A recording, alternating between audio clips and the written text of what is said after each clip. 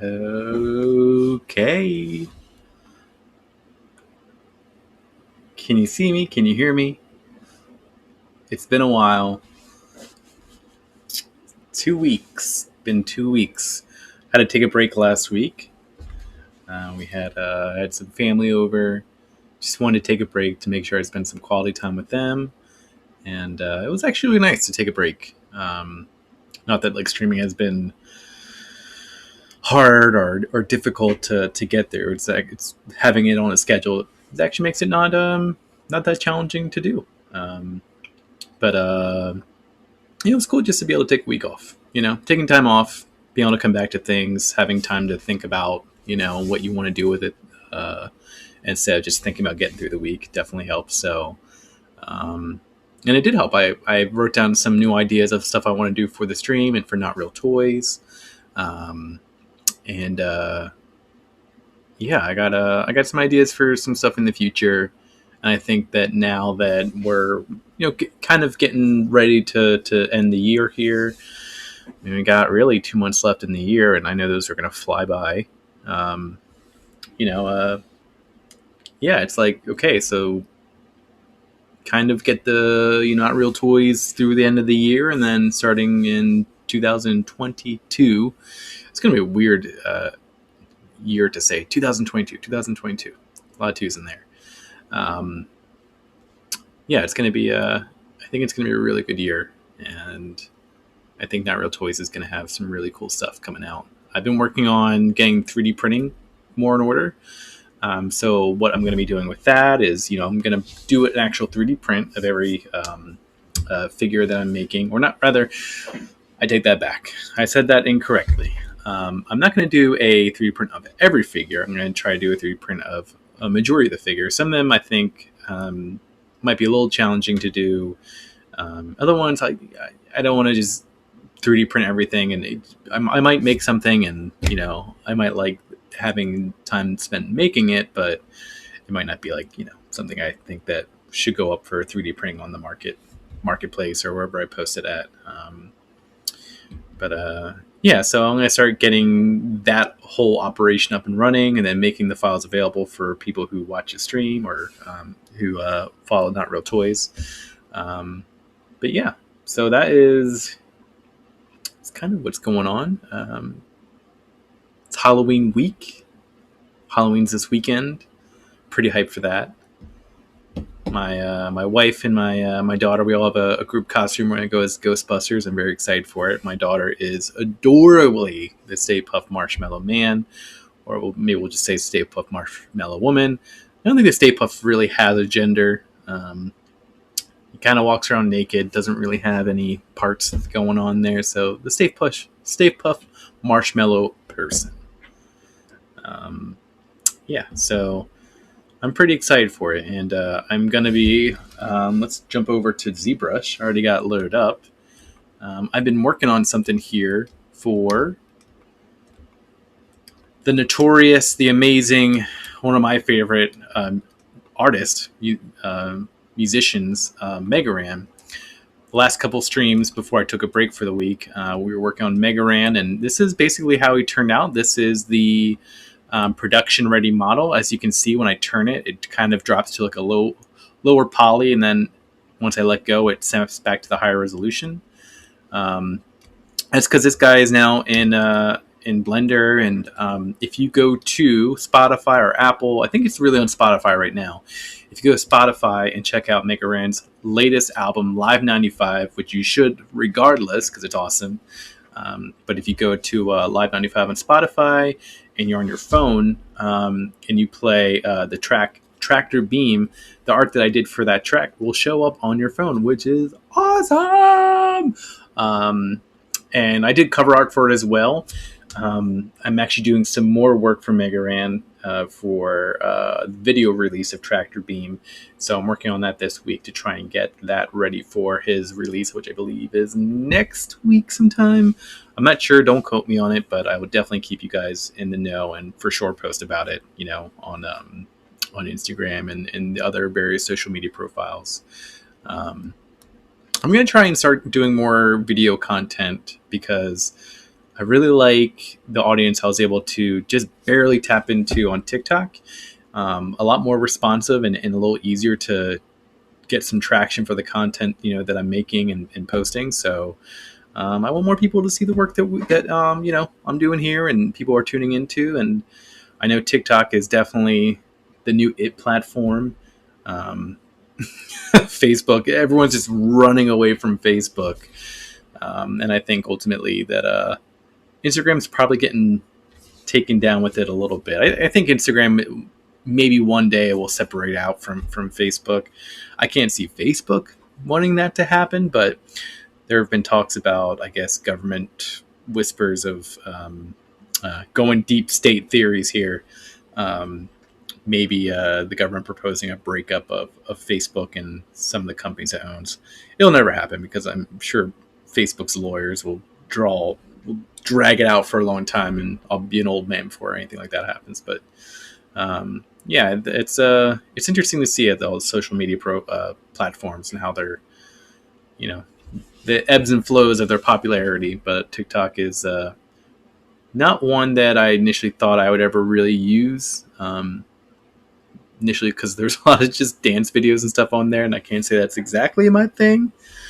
But yeah, so I want to make more video content, and I've been learning more about rigging and animation, and building characters for production, animation for building characters production wise, so that it's easier to take into programs like Blender for animation. And this has been a great project to test out those workflows on, because he's got unique,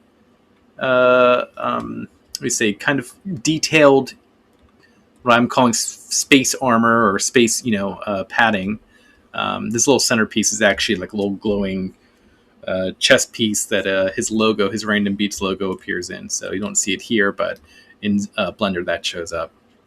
Actually, let me see if I can bring the artwork I did into Spotlight, because it is live on Spotify. So I'm not showing anything I shouldn't yet. Let me see here. Spotify. Edit final. Okay, yeah, this is one. Pretty sure that's one. Okay, and here it is. Let me turn the opacity up some more. So yeah, here is the artwork I did for the Tractor Beam single, I guess you'd say, cover. It's got the model we worked on over here. I changed the shirt color to better match the video. In the music video itself, he's wearing a gray shirt instead of blue. I made it blue because Mega Man, like he's often, a little bit of a nod to Mega Man when you see him in artwork and stuff. So I thought I'd keep the shirt blue as a nod to the Blue Bomber. But yeah, so we got this is the artwork. I'm pretty happy with it. I mean, I got it done in, I think it was about a week that I worked on it. Unfortunately, I did work on a lot of it outside the stream, and I apologize if you're looking to see more of the project get done. But yeah, you'll see the fruits of the labor here in the cover, and soon to be the actual music video that's coming out for it. So check that out. I'll let you know on the stream. I don't honestly know how to delete this. I guess I'll just move it over to here. Yeah, it's cool. It's cool to look at.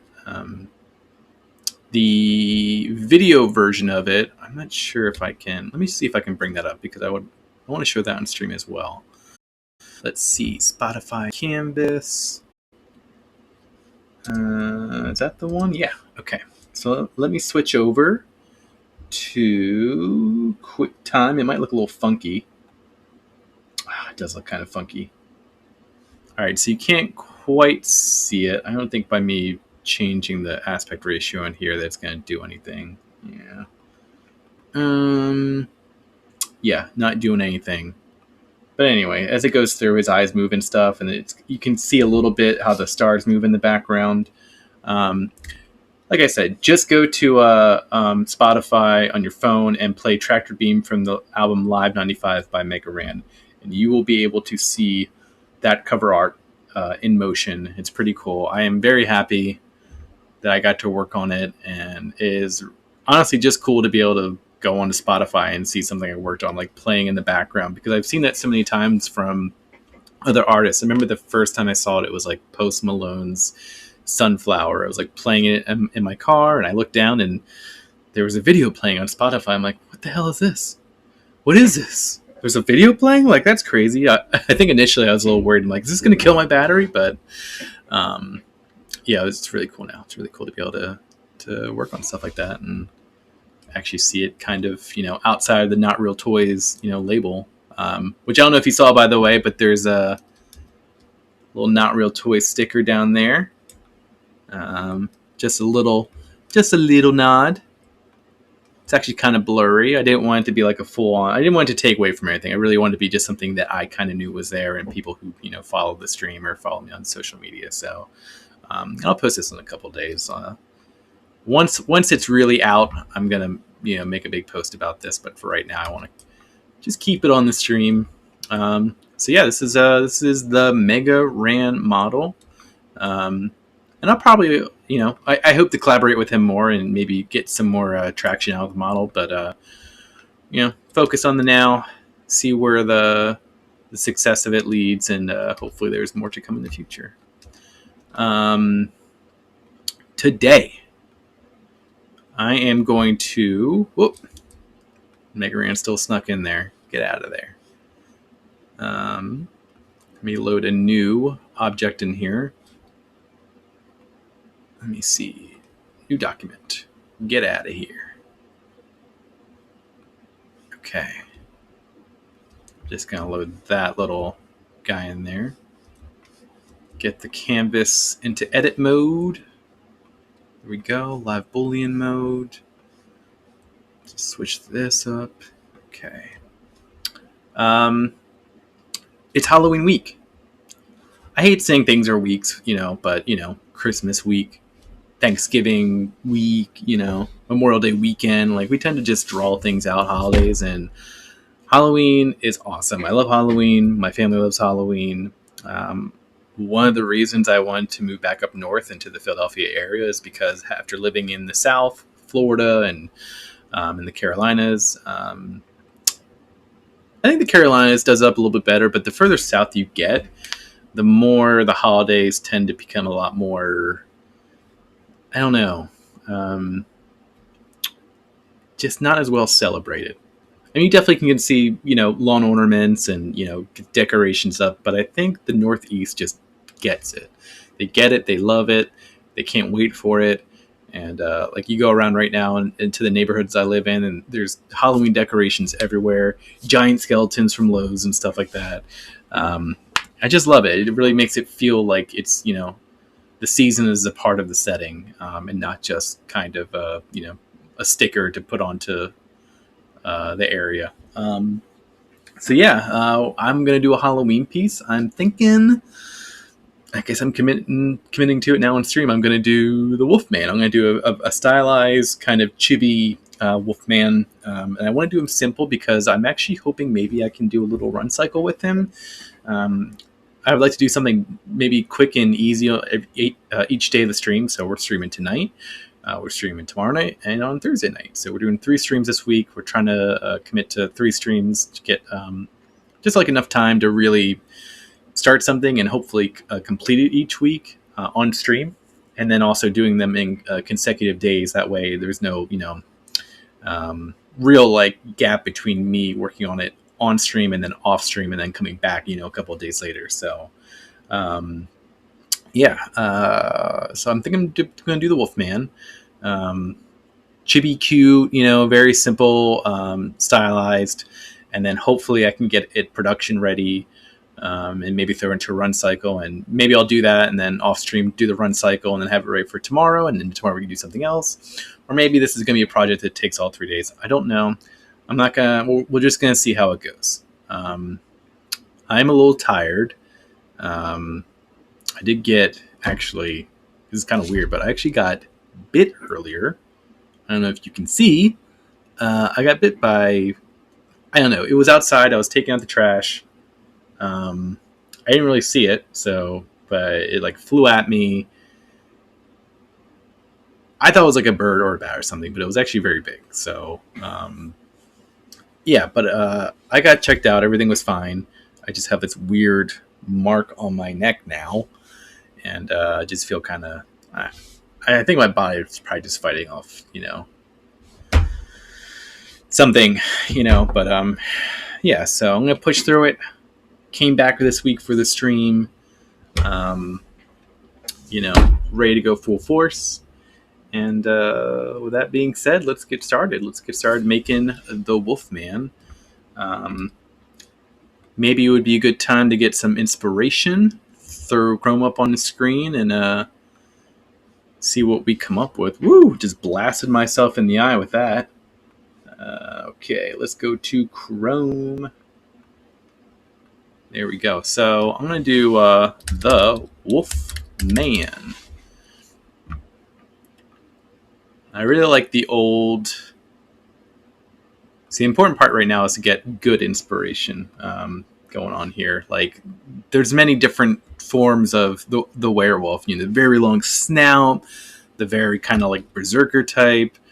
This is the one from the Benicio del Toro movie, which I was so hyped. I remember being so hyped for that movie and then going to see it and being kind of let down. I mean, the special effects in the movie were pretty good. What is this? It looks like some Old Man Logan art. Like this type of werewolf, which I think this is from Van Helsing, is cool, but I like the more, I don't know, like the just dude just covered in hair with a much shorter snout, much closer to the nose. There's so many interpretations, like this guy right here. I think it'd be cool to make that. I mean, that is creepy though. That's really cool. But I want to do him like almost playful, like the Wolfman just kind of running, like looking a little silly. So let me grab, just gonna put in classic and see what comes up. Okay, so let me grab some art here. And I'm just gonna copy that and save it. Oh, here we go.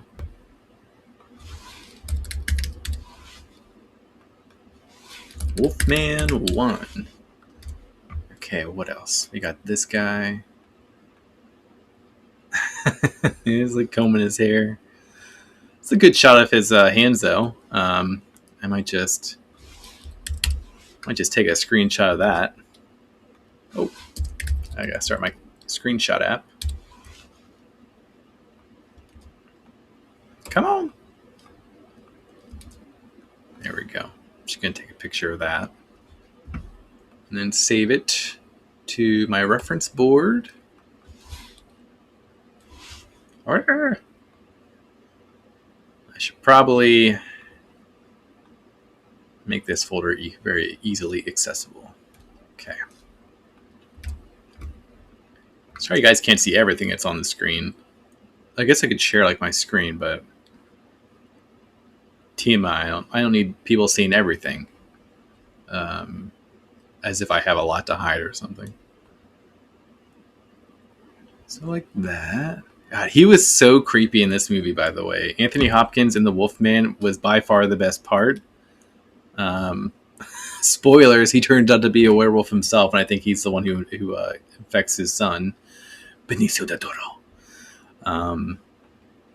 Yeah, this scene, it's like his son is like just made a complete mess, probably murdered a few people when he wakes up, and his dad's just there like grinning like a complete creeper. Almost like happy and yeah, just weird, just very weird. Is this him in that movie? No, that's something else. I kind of like the ears that come back on the side in that too. So this is a good one to look up. What is this one from? Curse of the Werewolf. I haven't seen that. Oh, Curse of the Werewolf.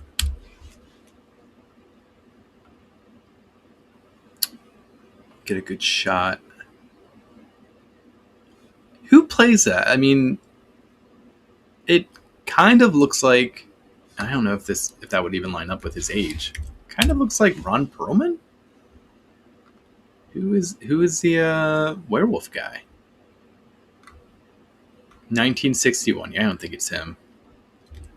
Got a little Ron Perlman vibe up in here, though. I think it's, the strong brow. Let's copy that one. Freaking WordPress, man. Wolfman 3. Okay. Yeah. See, I don't want to go for this vibe because it's like not. It's just so far removed from the human side of being a werewolf, which is cool. I mean, if you, it would, I would shit my pants if I came across this. I mean, if I came across this, I would be disturbed, but also like kind of curious, and I think that's the trick right there. It's like to intrigue, to capture, and also intrigue. Whereas this is just like you see this and you're like, yeah, it's a werewolf. Holy shit, I need to get away from that. This movie right here with the werewolf giving the middle finger. Yeah, I remember seeing that as a kid and thinking even then, like, that werewolf just gave the middle finger.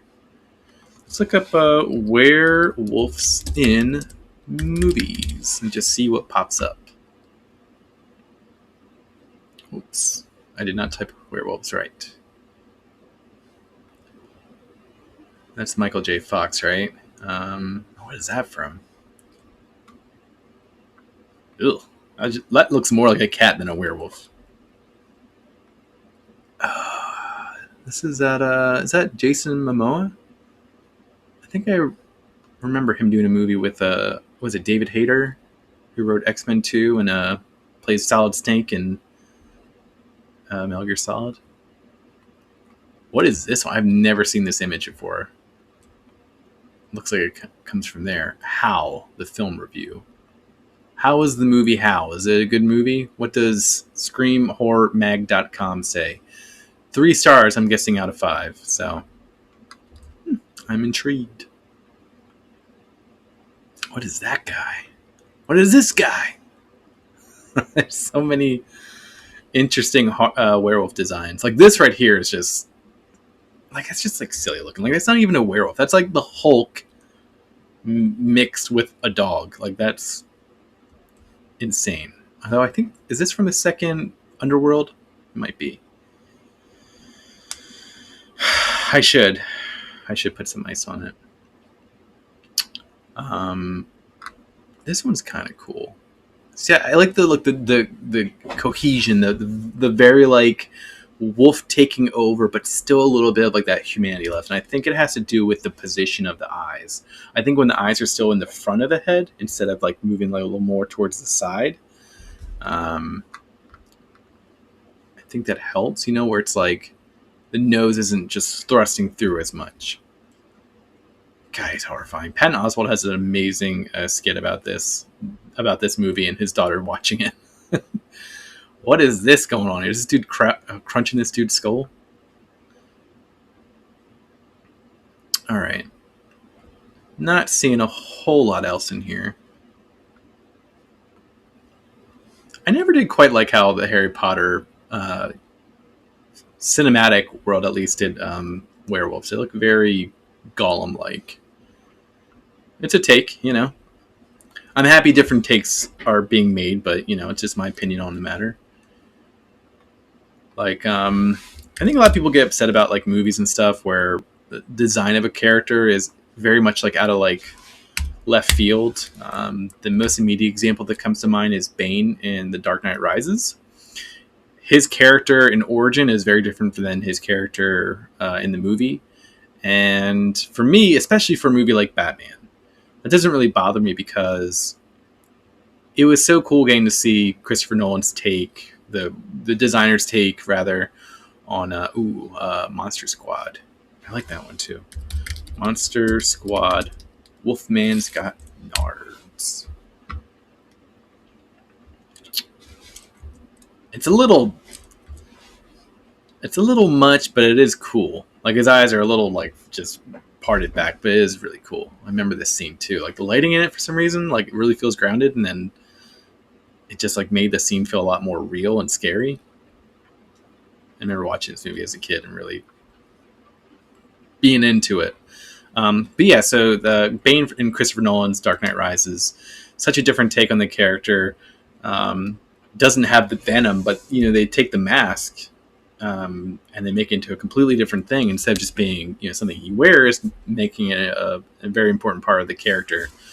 And I thought that was really cool. I'm like, we'll probably never see a version of the character like that again on film. We'll probably see a lot more of a I don't know, more classic, or more closer to his roots. That's very extreme. So yeah, like, it's just cool to be able to, like, if you want, you can go get classic Bane. You can see him in cartoons and stuff. Or you can see him in Joel Schumacher movie, which is closer somehow than the one in Dark Knight Rises. But I like the way he's wearing his clothes in this image. Let me save that one. I think that's kind of close to how I want to do mine, where it's like he's got a lot of his kind of like bursting out, his suit a little bit. He's still wearing it, still looks like a man, but the beast is definitely pushing the boundaries. Okay, I think that's good. Let's go back to Zbrush. Okay. Load some of these textures in there. Okay. Wolfman. Oh, I downloaded a WebP file. I gotta convert that. Alright, so the first one is this guy. Turn on spotlight. Ugh, that's not the one I wanted. I gotta delete this. How do I get rid of that? I don't honestly know. Texture. I don't honestly know how to get rid of that. I know I can just shrink it down. There it is. I knew it had to be an option in that little wheel. There's just so many options in there. I know they all do awesome things, but can I get that in there? Thank you. Move that guy up there. Draw another one in. Oops. Texture. There we go. Ooh, that's a big image. Put that a little more over there. Show the hands. How is my volume, by the way? Can you hear okay? Okay, put this there.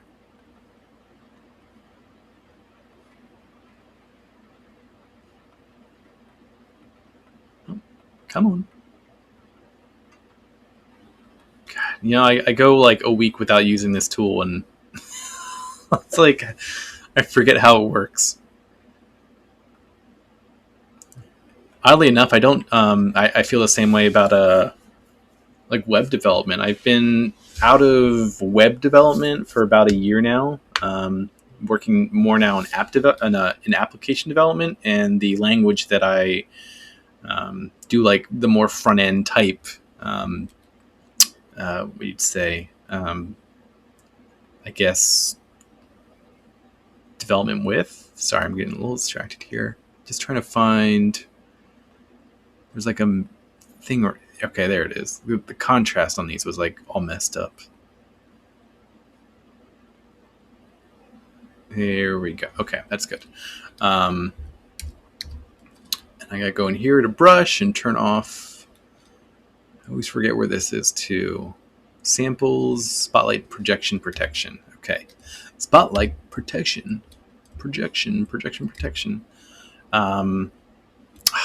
I can convert this, and I've already completely lost what I was trying to say. Make into polymesh.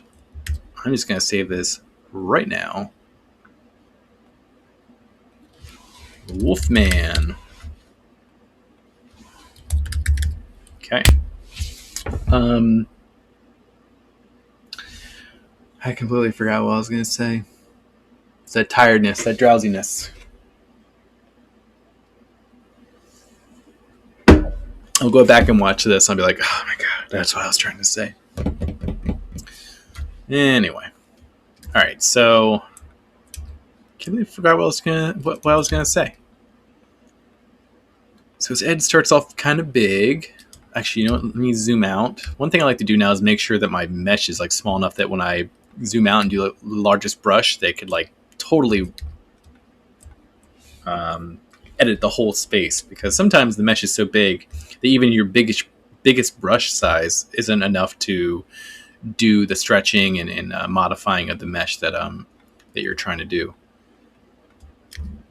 Go back here. Okay, let's just start getting into it. So I'm going to work on the head first. Just get a good base in there. This is the blocking out phase, of course. So I hope this part goes by very quickly because I want to work fast tonight. I want to do this quickly. So I guess this is a little bit of a speed sculpt for me tonight, or at least that is the goal. Whether it works out or not, we shall see. I'm not going to feel bad if it doesn't. This is my stream. I'm working at, for me, for my own pace. I mean, for the people. For the people. But you know, it is what it is. I'm not trying to front and do crazy things to impress people who don't really care, you know? I assume if you're here more to see me support and just have a chill time. So speaking of chill time, I did not get the stream music together yet. I am sorry. Let me see here. I'm just going to put some ears in real quick. Oops. Oop, that's not it. Let me do a mirror on that.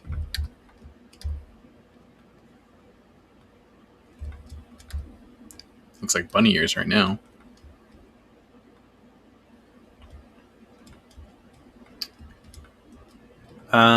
Was I talking about? Is what I was talking about before the Christopher Nolan little tangent I was on? I guess what I was just trying to say with that is that, especially with properties like Batman, where you know they're going to make more movies and you're going to see different interpretations of the villains and the character and stuff. Like, it does suck to get interpretation that you're not particularly fond of, but at the same time, like, don't lose hope. Like, it's just someone's take on it. There's going to be so many more takes on it, and there's so much material that you can still enjoy to give you that thing that you're looking for. I just try to enjoy it, Bane in Dark Knight Rises is not. I was hoping to see a little more of something closer to the comic, just because I was interested in seeing how Christopher Nolan would handle that.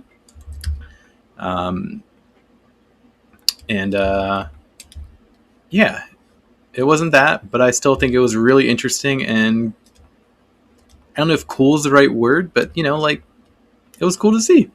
It was cool to see what he thought the character Bane should be, and I think he he went for it. So props to him.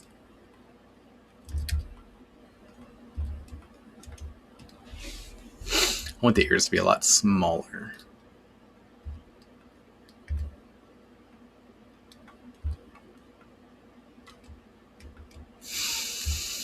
Yeah, that's good. Okay.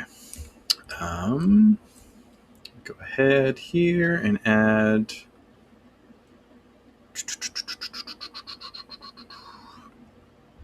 I'm going to make him very just simple looking, just really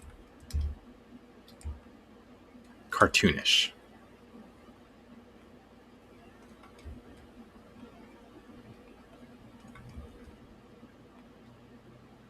Put the legs up there. And I had to bring down the body a little bit. So there we go, like that.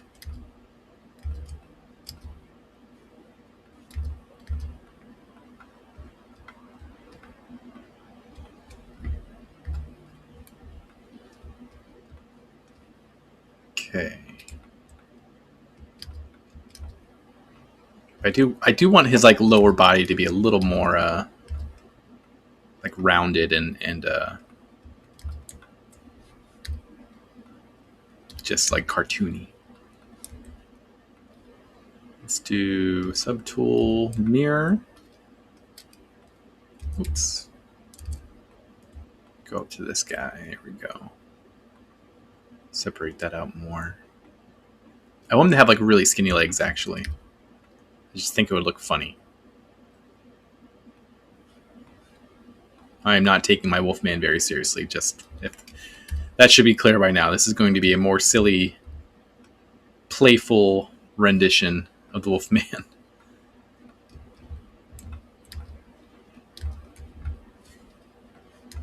And he should have, pretty big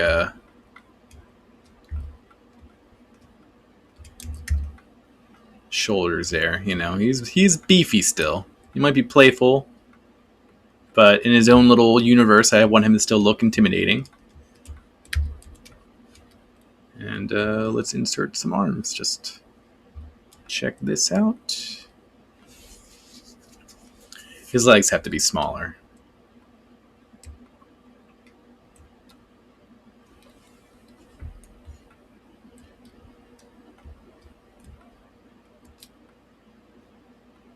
Okay.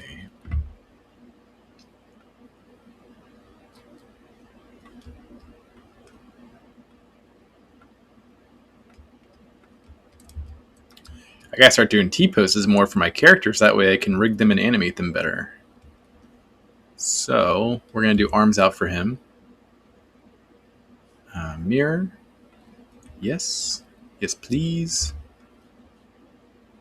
And we'll bring this down a little bit. Make the legs just a little bit shorter. Okay.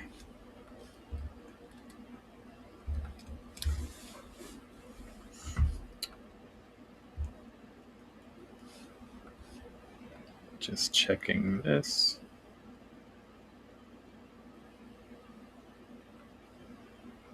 Okay. No! I got hit by the Zbrush autosave this early into it. Let me see on this setting while I'm doing it. Sorry, it's my camera is a little darker today. Just been having issues with eyes have just been bothering me. I just feel like everything is bright,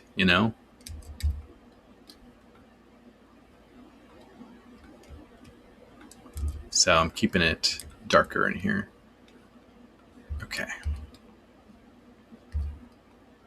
I gotta get his torso right. I really don't want him to have a neck. He's just kind of... Oh, how the heck did that get out of there? There we go. I want his head to really be just just right there.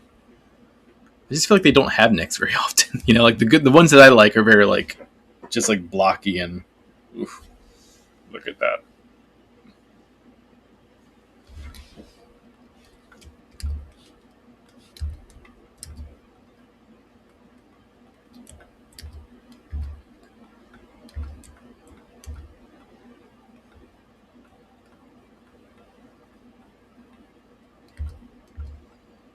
Yeah, keep in mind that the shape I'm making for his head, by the way, is not going to be really the best example of what his silhouette is going to be, because I'm going to add fur to it, so that is going to make it look very different when the silhouette is in a much more final state. So it's going to be interesting to try and figure out the shape of this beforehand and see how that changes once I actually start doing the fur work.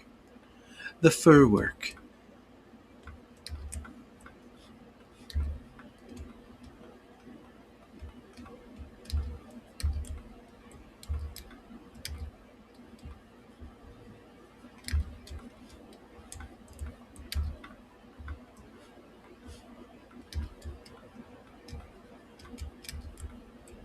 Okay.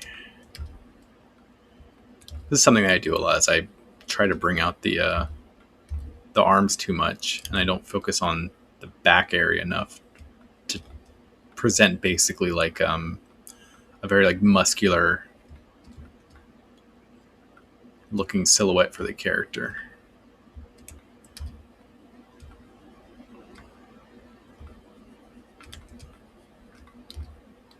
Saldoon, Liked it. I actually saw it twice already. I watched it myself, and my wife has tried to watch it twice, unsuccessfully. It is kind of a, there's definitely some, I don't know, narrative humps to get over with that movie. It's very well built in its own, it's very well created in this rendition. Like for me, I knew I knew a lot about it before going in because I've read up on Dune. Um, I saw the first original movie by David Lynch, and I've just been curious about Dune. I had a good friend back in the day who was a pretty big Dune fan, and he would tell me a lot about it, and like I would just ask questions about it, having not read it, but wanting to know some. I messed that up. Okay. Okay. Let me just duplicate that again. But yeah, it was. I really liked it, so I am very happy to hear that they, as of today, they are making Chapter 2. I'm kind of surprised that they didn't already greenlight it. I mean, if they have the rights to it, and they got the director that they got on for it, like I just feel like, y'all, like were you really doubting the success of this? I guess his particular films have not always been like a smash hit, more like critic pleasers, but the general audience isn't that in tune to his films. Yeah, I was very surprised to hear that they had not greenlit it yet, especially after having seen the movie themselves. Like, yeah, like okay, this is probably gonna do pretty well. Let's get it, Chapter 2 out there. Okay, I'm just really seeing how this is gonna look. Stupid is how it looks.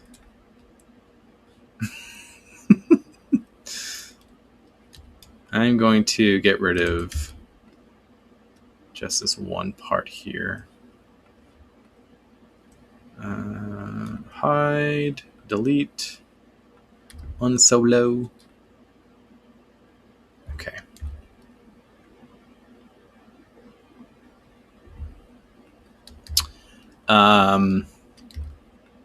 No, I mean, no, I have I'm going to dress up as, what's the word? A Ghostbuster. I'm not sure my, is that, I guess, yeah, they just call themselves the Ghostbusters.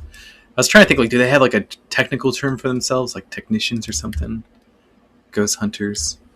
We were actually watching Ghostbusters downstairs earlier today, right after dinner, and very good movie. I kind of wish. I mean, it is really cool. It's a very good, like the movie's effects. Of course, nothing like what we can see today in theater. But I look back at Ghostbusters the movie, and I feel like it's a really good example of how good the effects were back then. To the point where I almost like appreciate it for that. I'm like, oh, this is like a really good, visual bookmark for how movies looked back then, and it looks good for what it is, now. You can still watch it and, believe that the ghost, the way that they film the ghost and how they're transparent and very like, bloomed out and stuff. Yeah, it's really good. They did a really good job with how they filmed that. I bet it was very challenging back then too. I think I saw like just like a short documentary or something, or a part of a documentary on just the filming of the ghost alone, and like seeing how they did Slimer and stuff, and how they weren't sure about how they were going to do it. And it's just so interesting. Like these professionals, these movie pros, still figuring it out day to day.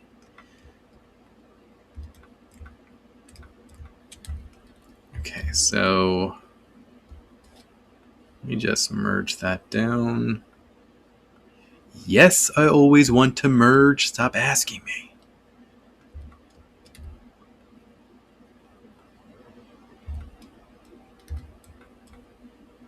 Okay. I should actually have done it like straight, probably. Whatever.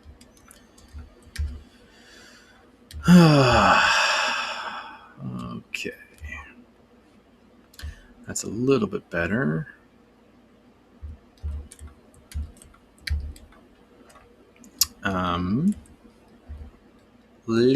Maybe I'll just, maybe what I'll do with this is I'll just go down here and just bend the arm a little bit.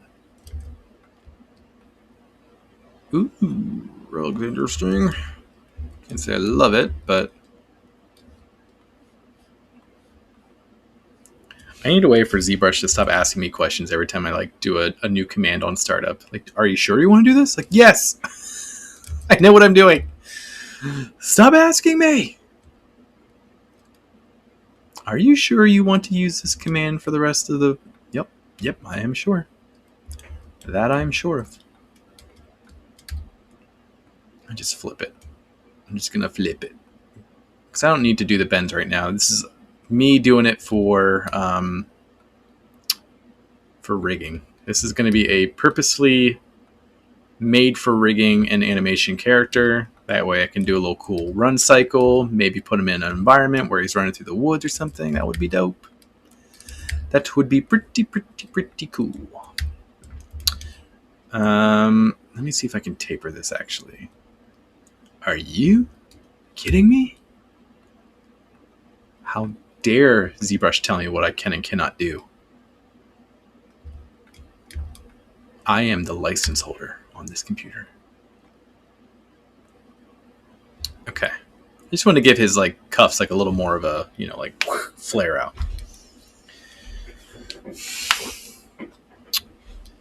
All right. Let's focus on the head a little bit more. I'm keeping the body very simple. Like it's not going to be anything crazy.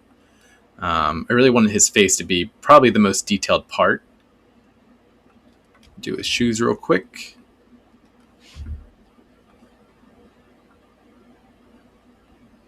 Ooh.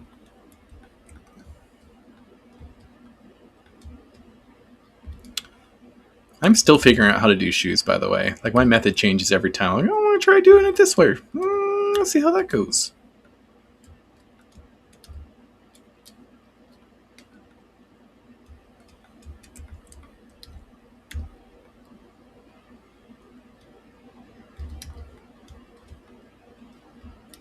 Okay.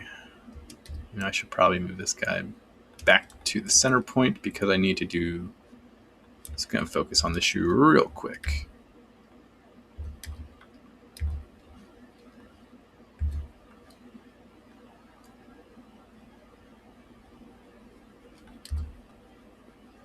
Ooh.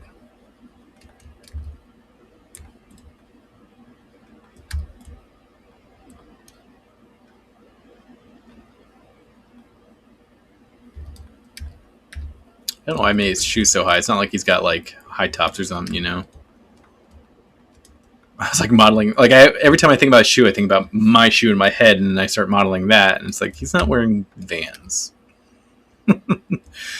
He could. That would be cool. But I don't think they had Vans back. Did they have Vans? When were Vans made? I need to know right now. Vans Wikipedia. You know, I think a part of our taxes should go to Wikipedia. It's just fair. Vans started in 1966, and I'm sure if I had a piece of clothing that said that, which I'm sure they have a lot of, Vans founded in, you know, or as of, that's what the saying is, right? It's like brand as of or established on. So interesting how that became like a popular thing to do with your clothing brands. Okay, so that goes down, just down, down, down, not that much. Get it together. My program is like flickering because it's like partially on another monitor. Okay. E key.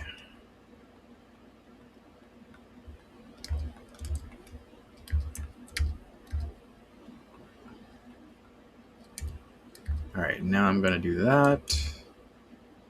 Bring that in more. Bring that in more. There we go.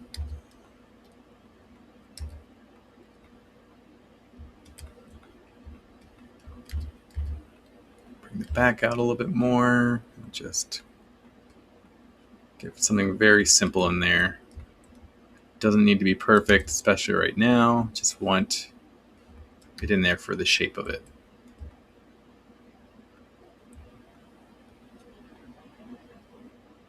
There we go.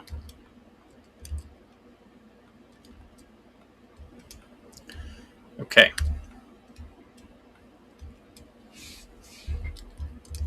Why did that remesh so high? Didn't want to do that much.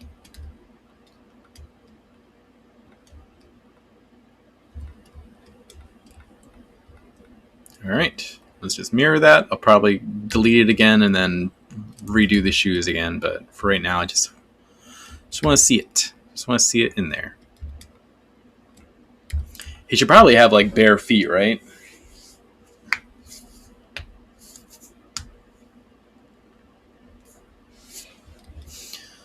Let me see that. Give me 1 second here.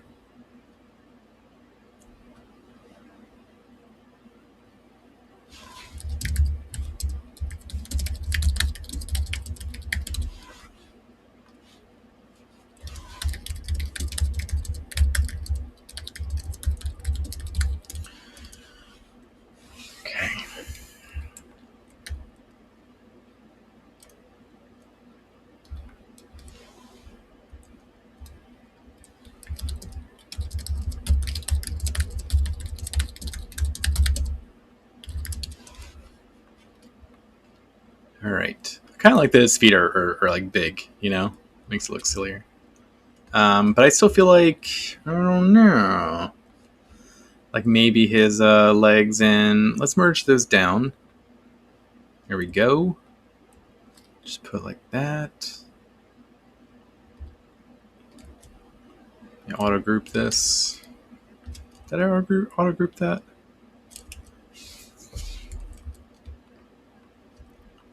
Auto group. There we go. 1, 2, group visible.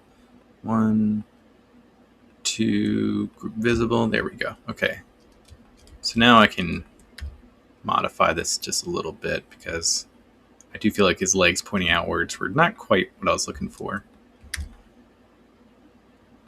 Okay.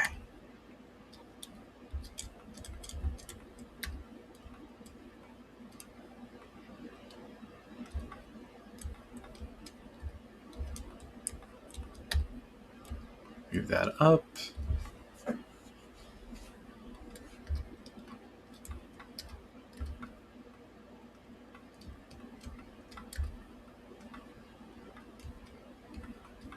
Yeah, there we go. Just want to see what it looks like when I give him like a really big back. Nah. Okay. Let's save.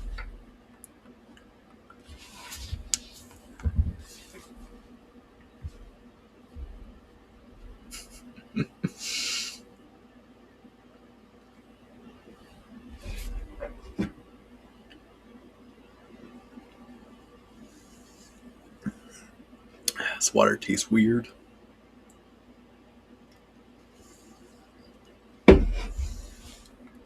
It's like bitter. That's all I have for the stream though, so.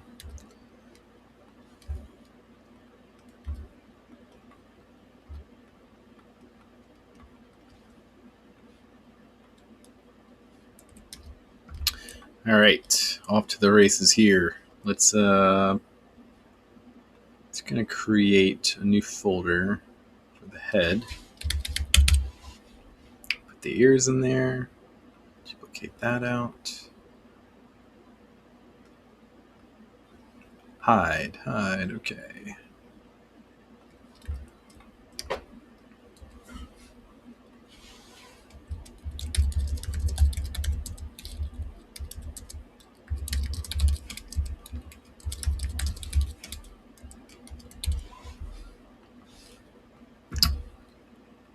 Gonna give him a nose. I really like the kind of up kind of slanted nose that the classic Wolfman has. I'm going to definitely use that as inspiration. And that is going to be the centerpiece here for what I'm making. So tilt it up like that, centered. Just really put that there. Let that lead my way. Would help if I meshed it a little bit, dynameshed it. There we go. Ooh! I mean, that was quick. That's basically it. You know, like, okay. Cool. Little button nose. Let's remesh at a higher resolution. Maybe make it a little bit bigger. Oops. So his nose, let me see here. Let's get a good look at him. It does go down. I don't know, am I getting any drop frames here? No. Slow frames. Getting a few slow frames. Close some stuff down. My Zbrush is I definitely don't have enough stuff. You know what it is? It's probably the texture image I have in here. One of those might be really high resolution. I think I remember one of them coming in really huge, and that might be throttling the performance in Zbrush. So if it happens, I'll just take them out. Okay. Here we go. And then he's got a pretty broad. Yeah, well, why is it doing that? It's like it shouldn't move that slow, like the way it kind of it's like moving in steps right now instead of being very fluid. So I think it's one of these guys. Let me just delete it.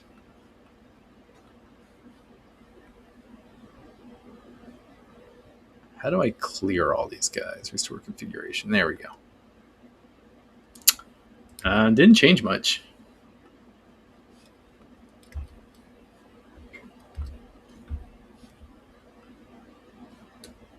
Get out of here. Weird. I don't know why it's going so slow, but I don't have any drop frames, so I guess it's okay. I just don't want the stream to... I don't want the stream to slow down.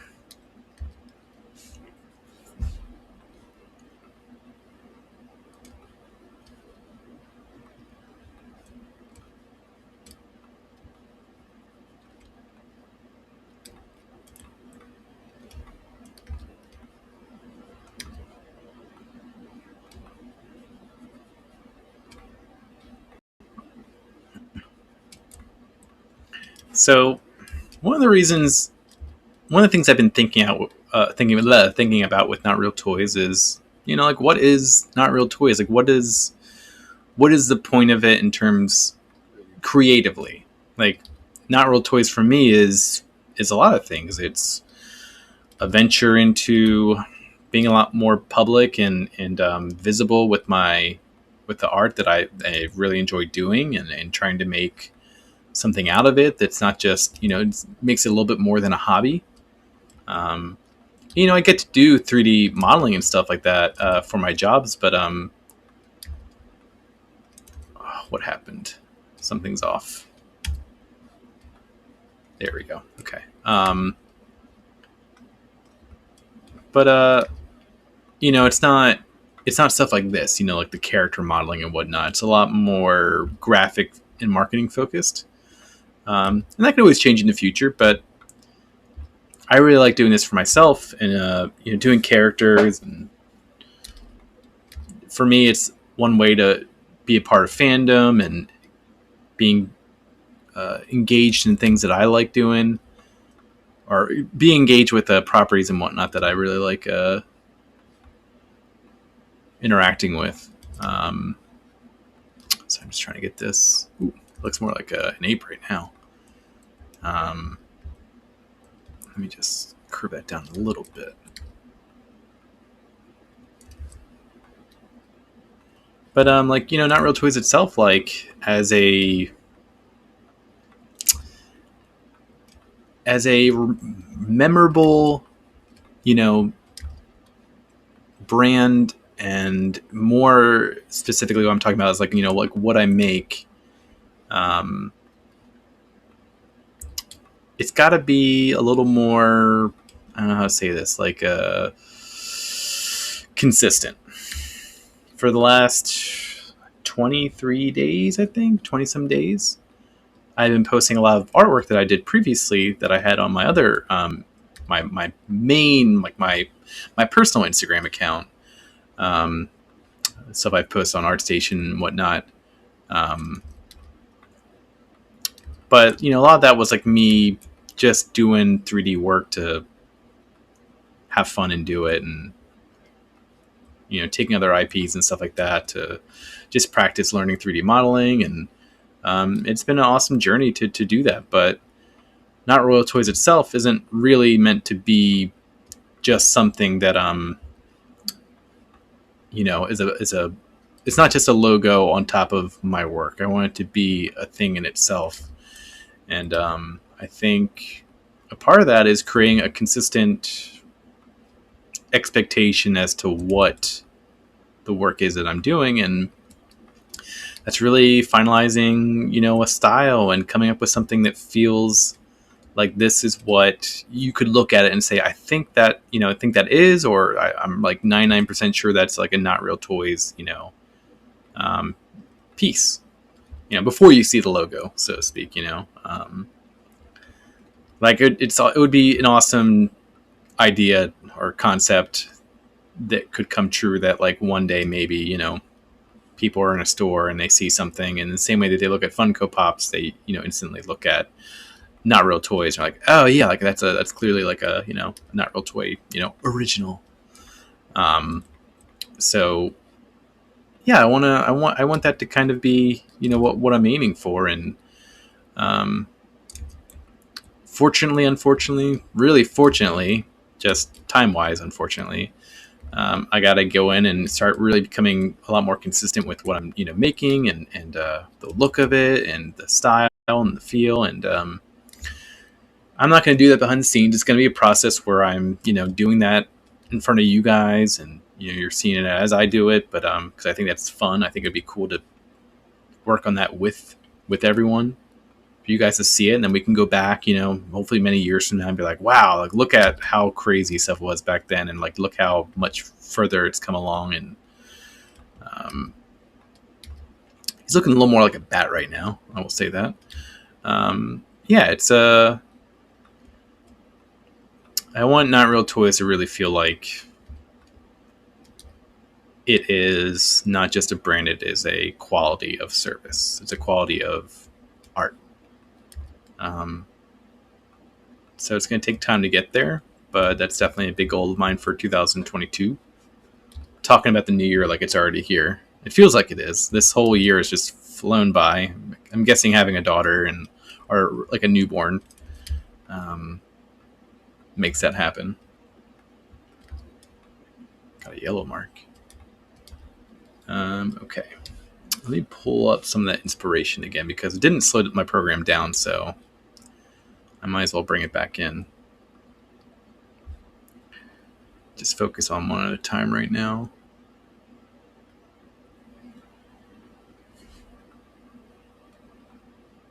This guy's huge. Whoa.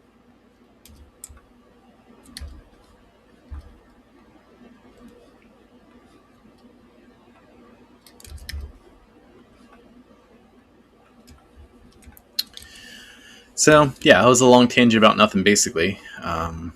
Just me saying that, I want Not Real Toys to be have a strong, style presence, and for people to be able to identify that. And I think that's also going to help people like want to, get the 3D figures and print them themselves. And yeah, I think it's just going to help everything. Help me, make sure I'm on the right track to making my next piece of artwork, and whether or not it needs to be needs to be more accurate to what Not Real Toys is as a stylistic brand. So I feel like all very boring for everyone. Like for me to talk about. Like, shut up, just make stuff. We don't care.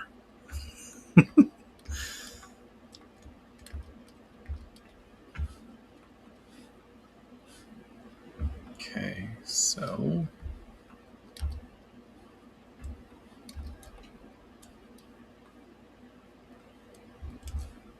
bring that lazy mouse down a bit. It's a little much.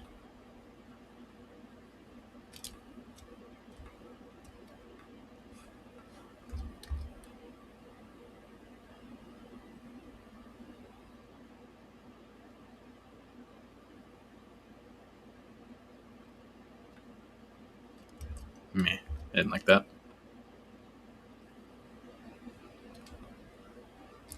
There we go. Make the eyes white. Whoa, everything's white. Ah, I don't like it. Make everything a different color. Quick. Fill everything. Hurry, hurry. Okay. That's better. Oh my god.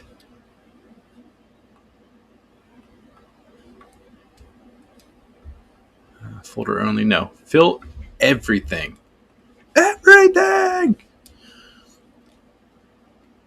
There we go. Make his eyes less bulbous. It's one thing I also have a bad habit of doing. Making the eyes so bulbous that like I start sculpting around it because it's so like just out there that everything else needs to follow it to make sense of it. I do want him to have like a bit of like a look to him. Let me know if you want to hear that sound effect again.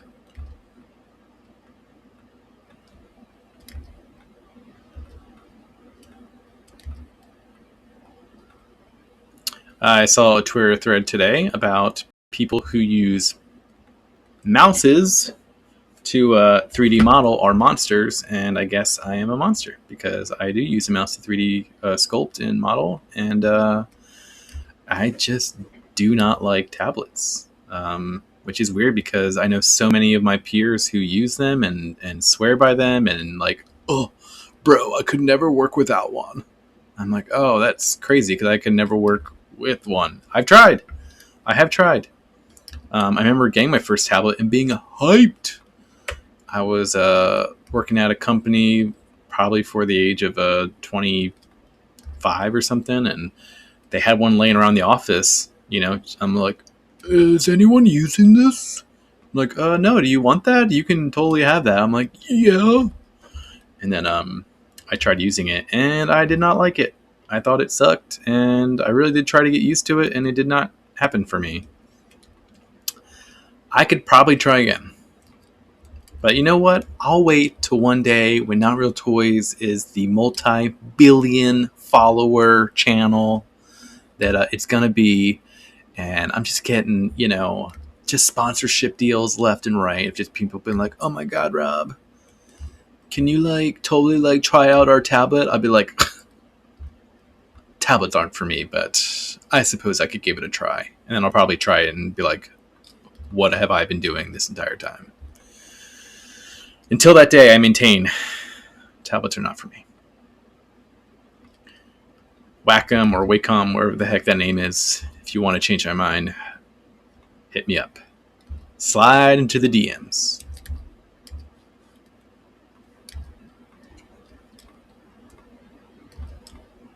Okay, this whole line right here is not working. It's just not the face shape I need. Move his mouth back some. Whoa! That was too much.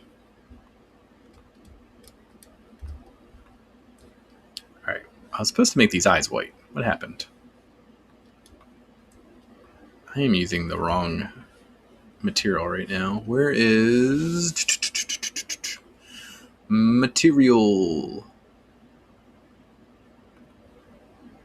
There we go. That's better. Well, that white is still crazy though. Let's fill all again. And material. Did nothing. It did nothing! Okay. Did I not do that right? I don't know what's going on. Color and material, please. There we go. For some reason the arm didn't work, but okay. Because it was masked. Good for you. Okay, let's just do a quick eye paint.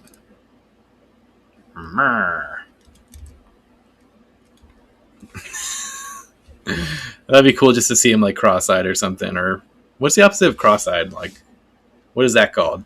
Like the weird Pennywise look, you know? Pennywise did it best.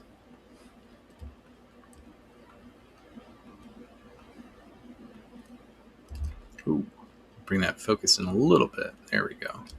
So how big should his eyes be? I wonder. Like, how big should his pupils be?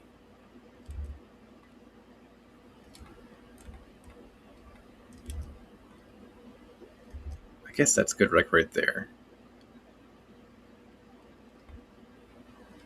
I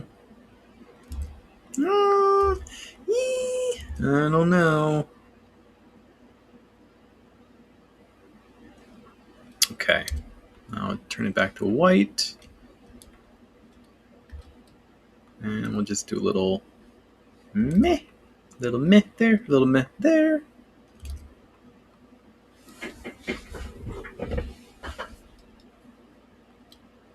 I don't know why it's still so white. Okay. I'm just going to go ahead and start coloring this guy in because I want to see first off my my material's all off.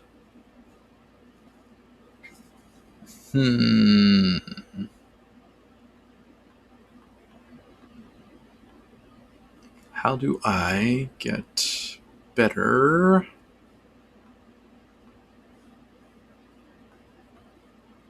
Okay. So that's that.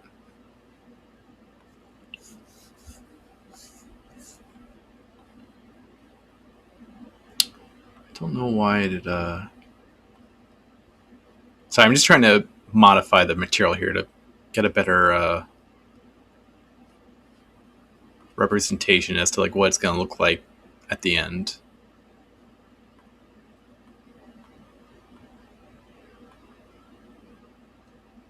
Diffused look. Bring that back in a bit. I don't know where the blue's coming from, to be honest. Nothing down here. What the heck? Where's all the blue coming from? Right there. Make it orange. Let me see here. Could be a little more blue. Maybe a green. I like the orange.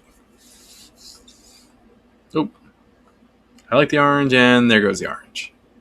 But I could also just make it white. I really just want all this to be easy to understand color-wise. Diffuse higher. There we go. All right. This needs to be a better color. Here we go.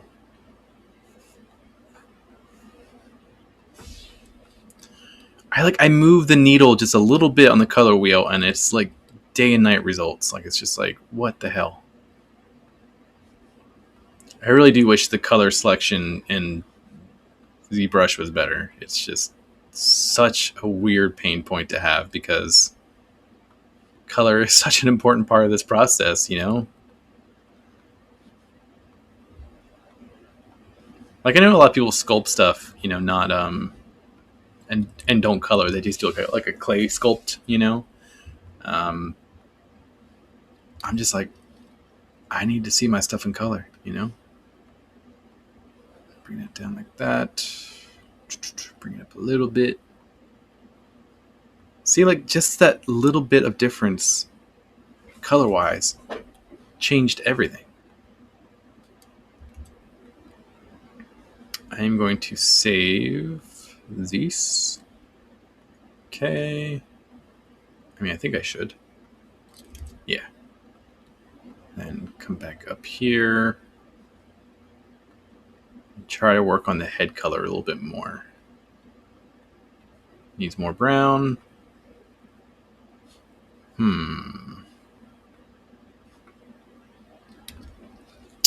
I think I just need to mess with the material a little bit more too.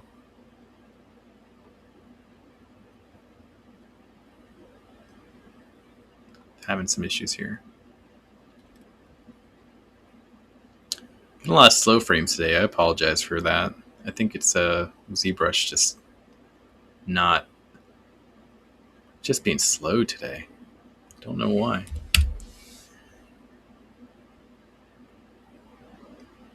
Okay, I like that a lot more. The specular was just up too much.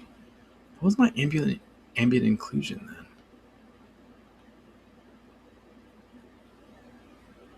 The diffuse option on here is interesting.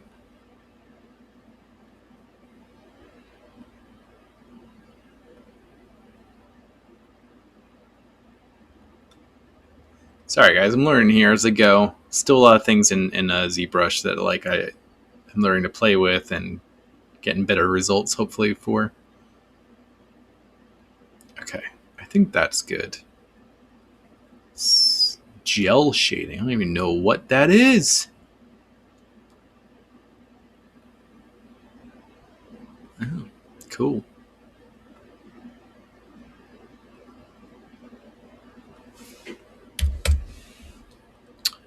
Okay, colorize, diffuse. Let me just play with this. Yeah, I have not played with the matte caps in this a lot. I've done it in Blender. Not a lot in ZBrush because it just comes with a bunch and I usually don't really need to play with it that much. Ooh, subsurface. I'm guessing it's subsurface.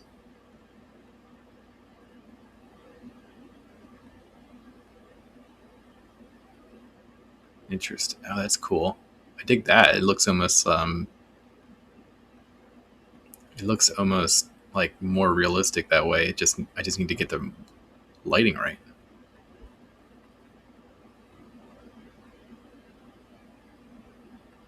I'm like, hey, let's do this real quick. Get stuck in doing mad caps for like 2 hours.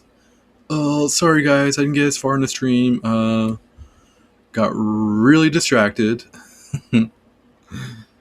Sorry. Alright, I'll just leave it like that. Any other things I can change? Maybe the wax modifier I can turn on. Oh, it's already on, okay. I'm just going to save this in the Wolfman folder. And then just going to color the rest of this folder dark gray.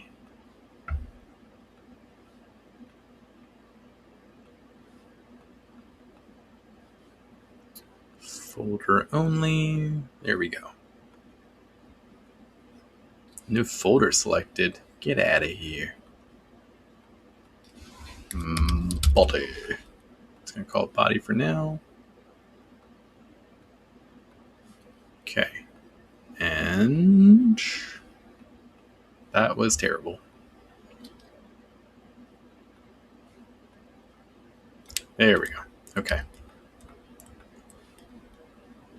All right, let's get this head into a much better place because it is it's still pretty rough.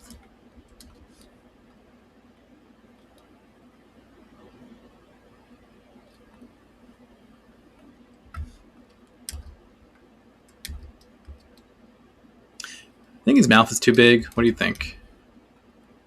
I think it could be better.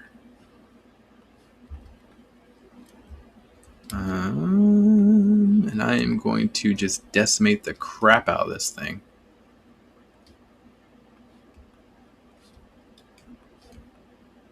There we go. I killed it. My poor baby. You were so beautiful. And then you weren't. So maybe he should have like big old, ready to bite cheeks. Like, grrr. There we go.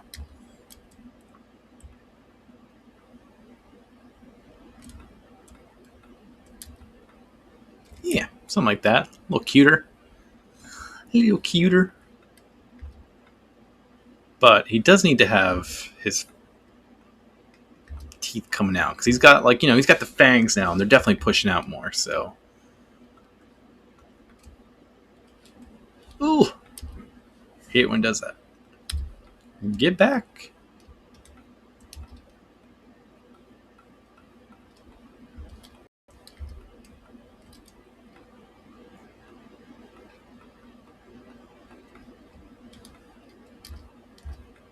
Yeah, I think that that cheek edit I just did helped out a lot. Because it wasn't looking very woofy like yet, Ah, woofy.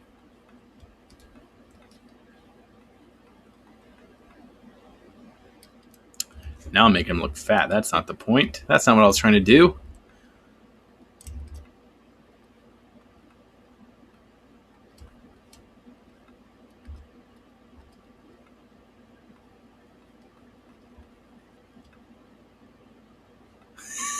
He's got a little alien vibe right there. Okay.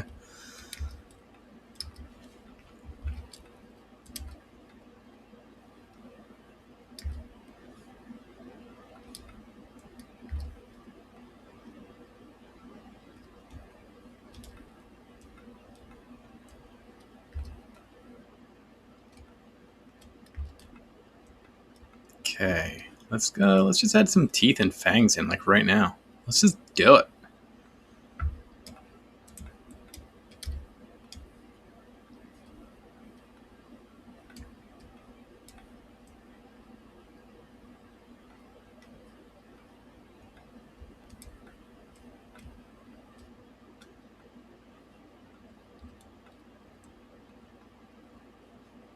Man, it's like these white colors are just like too intense. I need to really work on my material usage because I have just been using standard ZBrush materials and I've been trying to experiment more with what the hell's happening? It's like rendering stuff right now. Oh my god. I'm having errors. What is happening? Okay. I'm just gonna go with classic gray. Oh my god. Okay, this is what it should look like everywhere. I don't want to do the eyes, but I do want to do everything else, so. Alright, I'm gonna change all the colors again to get to a much better base color. Okay, Storm Matte Cap Gray. So when we go to white, it's still not the best. Okay, mirror. Let's go back to editing the color of the Wolfman head. Now it's way too dark. It's just, I think I just need to put more lights on here.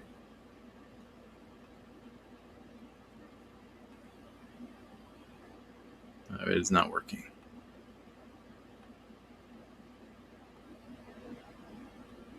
I don't know why. Probably not compatible with that material, I'm guessing. Dear Lord. It is taking forever. I gotta get rid of all those weird fast shader ones. I tried to add like a bunch of new shaders and it just like really got weird in ZBrush. I did something wrong. There we go.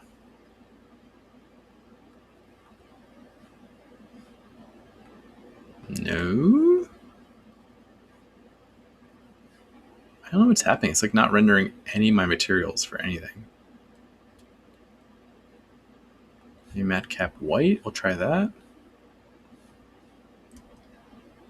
Fill all.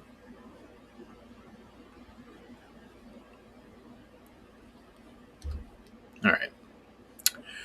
Whatever.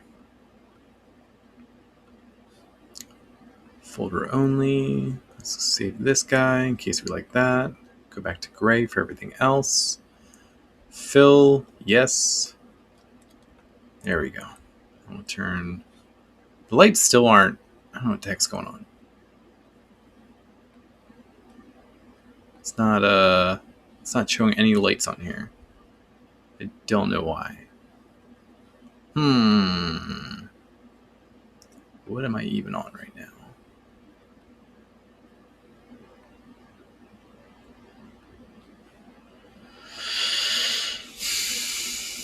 I gotta get this figured out. Just kill all those. Madcap Gray.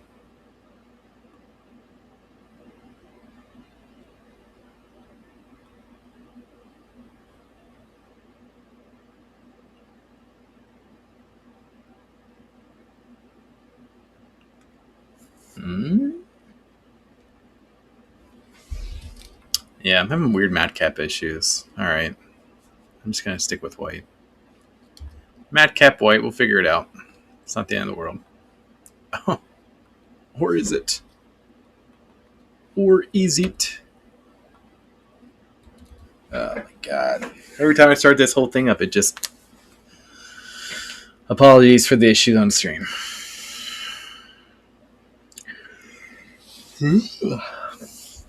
Dear Lord.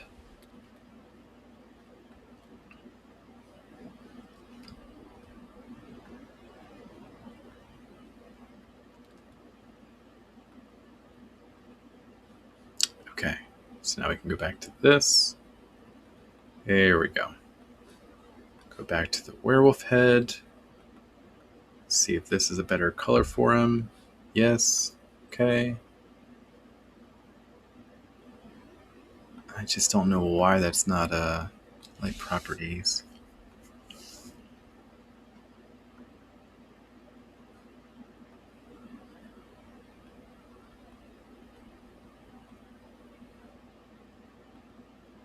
And just take it all the way up.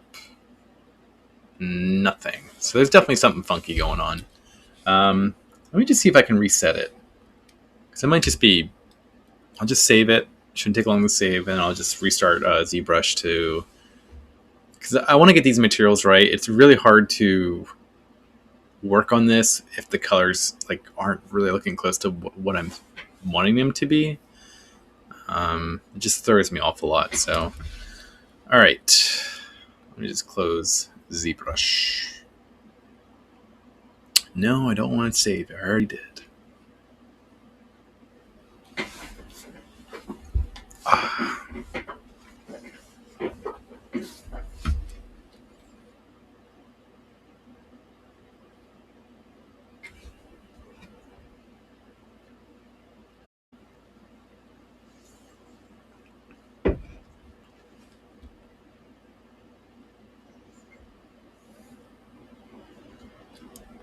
Okay.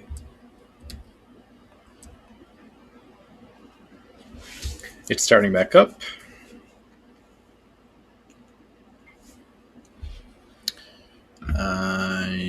Not right now. Okay, let's get back into it.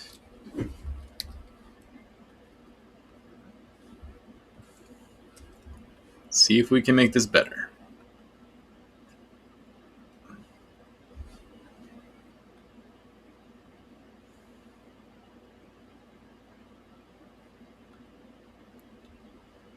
Load your giant menu of materials.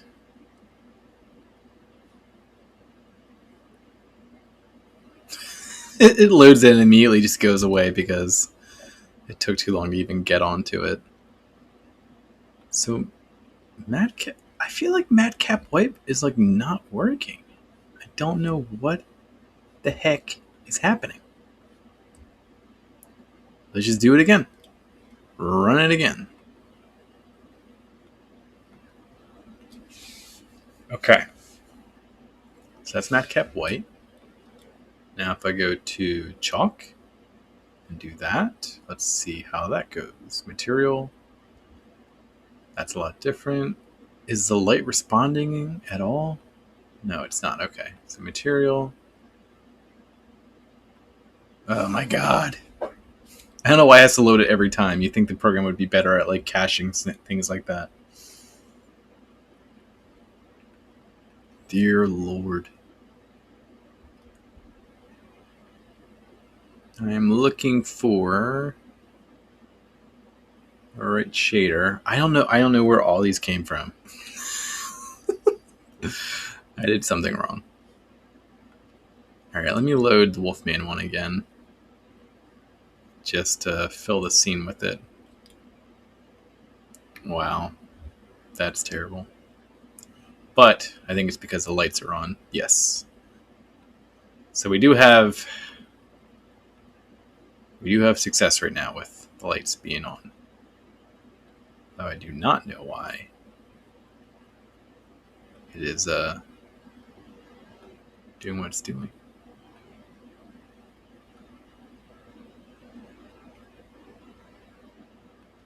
Okay. I'm just going to turn this light off because it's annoying me. It's like stuck on the other side. It like refuses to acknowledge it. It should be on this side.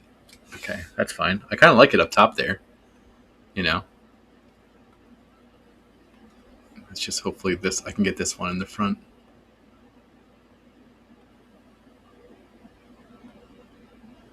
Give it a little more of a...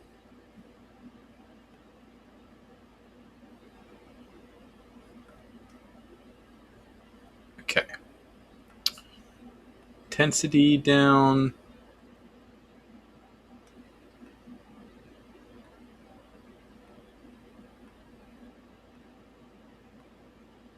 There we go. We're just going to roll with that.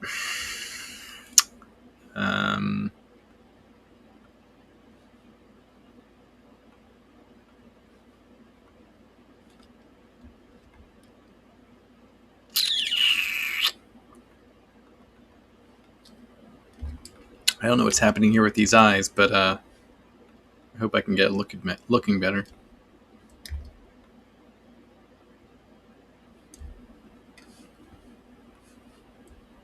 Live Boolean? Like, I don't know what that edging right there is. I don't know if you can see that. I don't know if that's...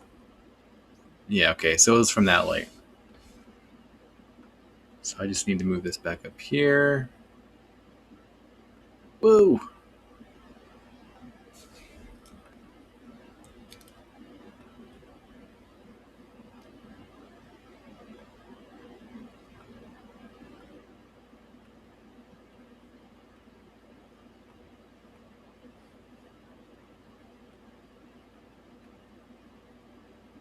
There we go. This is better. Okay. I am going to save those lights. Save everything. Take no risks. Let's add those peoples back in. Apologies for all the course correction here with materials and whatnot. What the heck?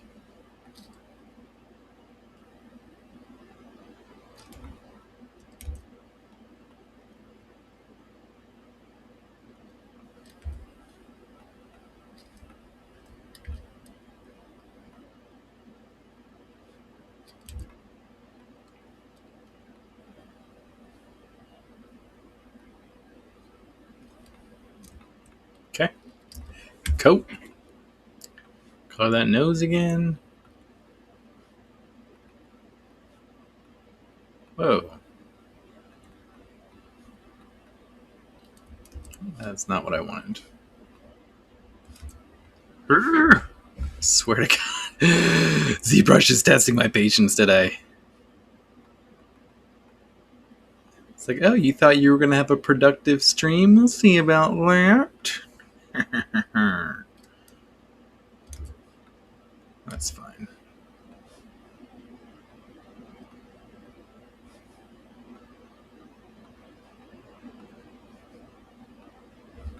I like that more. Oops.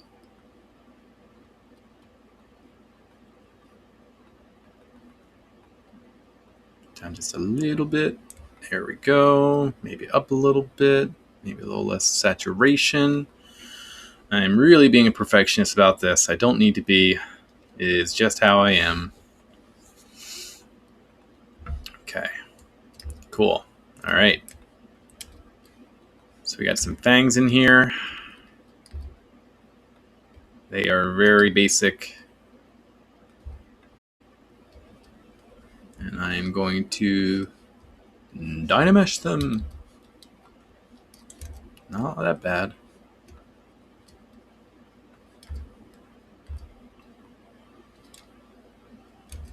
Whoop. I guess I can just turn these, huh?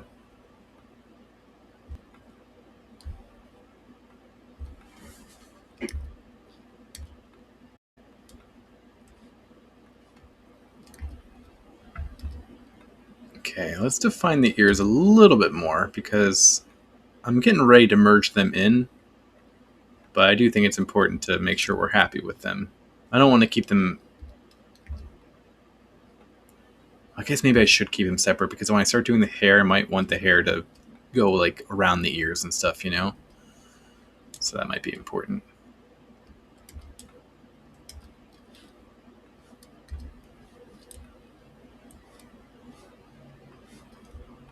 Oop, I want that.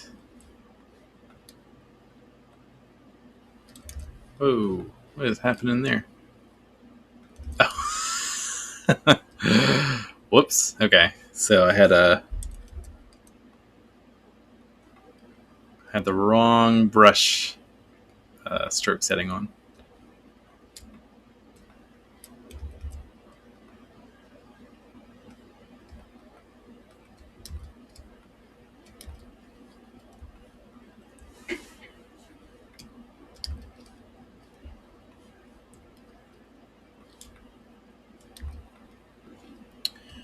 I'm going to duplicate this, move the eye up because I want to create some eyelids. And I'm lazy, so I don't feel like really creating a new shape. Fill. There we go. Perfect. Except for I need to trim them.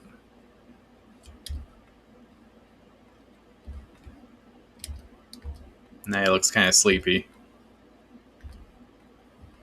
It's like one of those nights where the full moon keeps going away and coming back out and waking his ass up. He's like, oh my god, the cloud coverage is killing me tonight. I mean, literally, I've gone through like 4 pairs of jeans. It's ridiculous.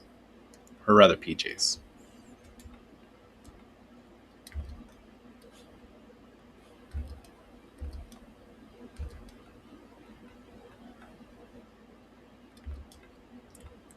Okay.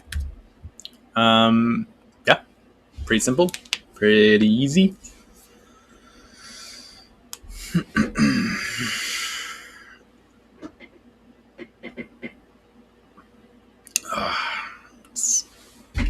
Getting a good stretch in.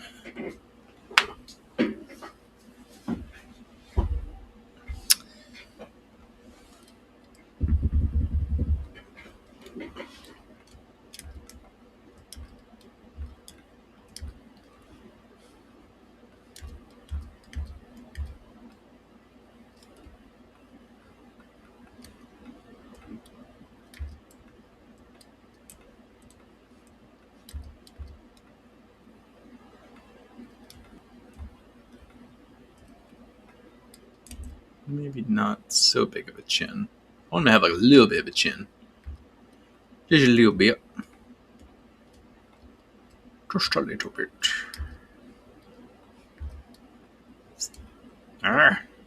Stop it.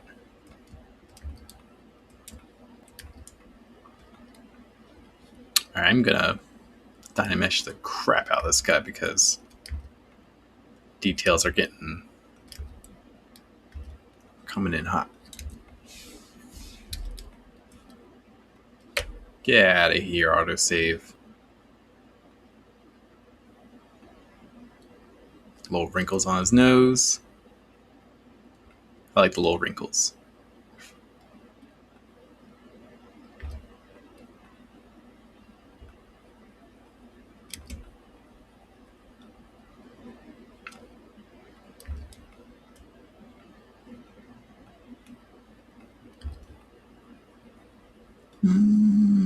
Just adding miscellaneous BS details, just to give it more, just more depth, more character.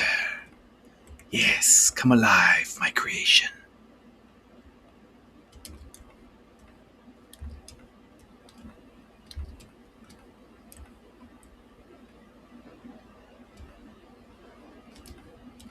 Okay. I feel like that's it. I'm pretty happy with it. So, I could duplicate it.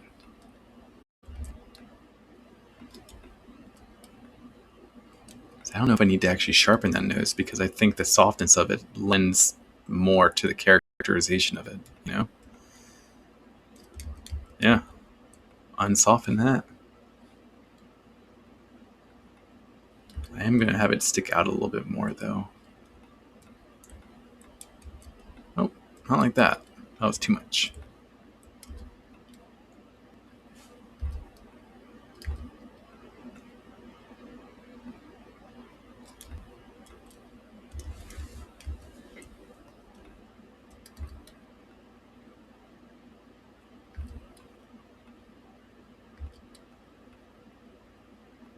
Every time I say something, it's like, I'm pretty happy with that. I can pretty much stop there and move on to the next thing. And then I find one thing, and it changes my whole feeling about the piece.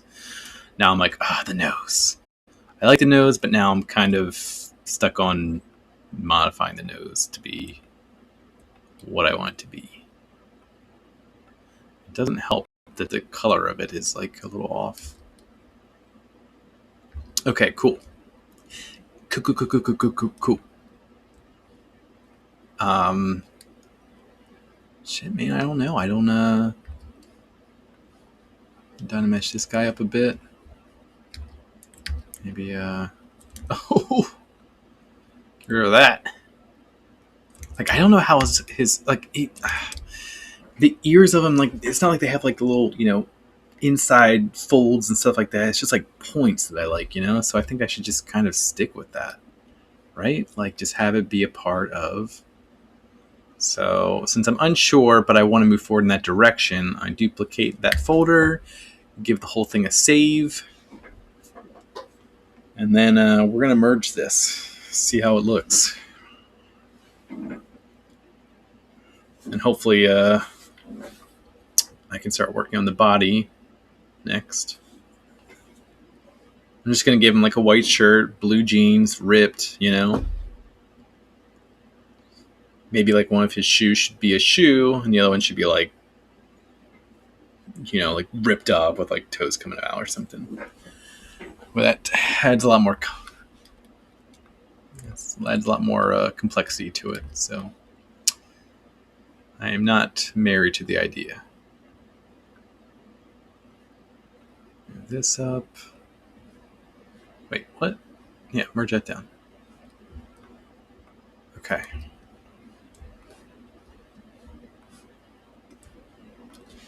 Where am I Dynamesh at?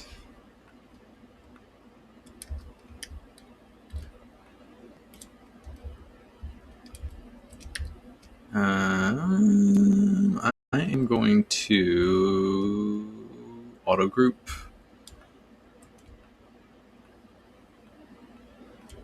Group visible. Boom, boom, boom. Group visible. And then keep my groups. But remove. Move it up to 1,000. There we go. Wait. Follow. That didn't work how I wanted it.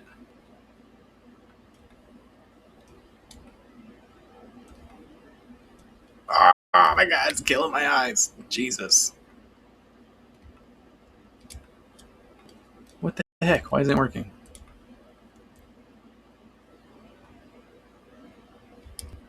Those are the groups, okay. That looked bad. What is happening? It's like it's not grouping them together the way it should be. It's bumming me out.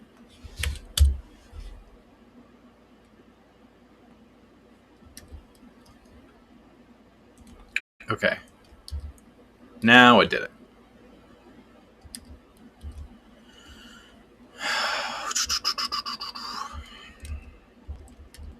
And I just do it one more time. 0.6, back to what it was. It's funny because I was complaining about that 0.6 so much in previous streams. Now I'm like, you know what?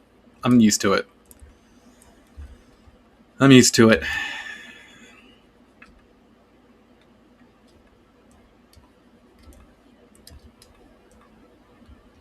Okay, so that is the...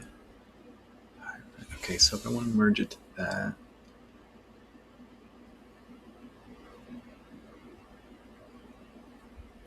So I'm just trying to think. I'm thinking about the production timeline or production flow. If I should merge the nose in or not. No, not yet, because I need to do the hair. Okay. So I got these hair brushes from Flipped Normals. They're pretty good. Maybe it's fur. I'm just going to use those to make quick work of this. So it's something like this. You just basically go in and just drag fur pieces all over, and it's pretty cool. I gotta remember how to do it right, though, because it's always better to do the furthest back and then go in there and do the front part after, because it's basically, so like I'm doing the back because when I do the piece in front of it, it hovers over the back part. So if I did the front part first and then I go to do the back part, well, now I have a lot less area to insert it. So if like I insert it right here, look, it doesn't do well. There you go. Gelt121, thank you for the follow. Welcome to the stream. Okay.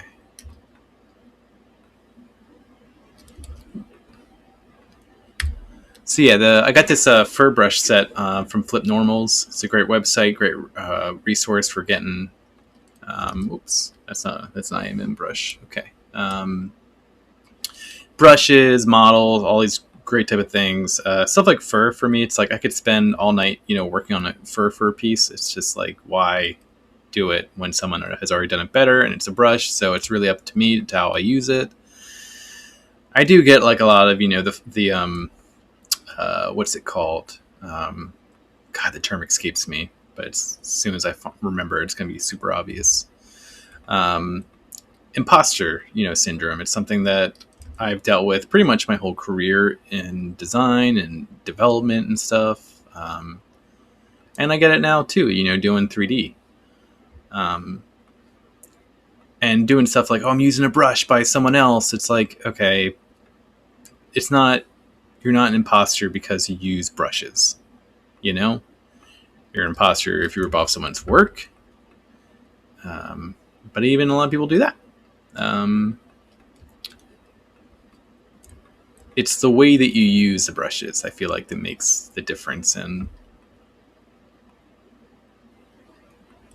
it's a tool. So don't get on yourself if you're using brushes you didn't make. I mean, ZBrush itself comes with a bunch of brushes. So like, go out, find awesome brushes that work for you and use them. This hairbrush, as you can see, is already doing some pretty good stuff.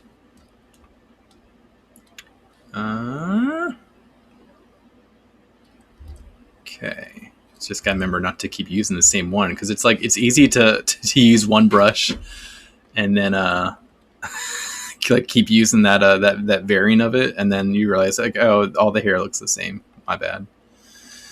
I wonder how small I should get in like the detail. Like, should I do like little ones like that? I think that would help. Just like little guys right there. I don't want to get.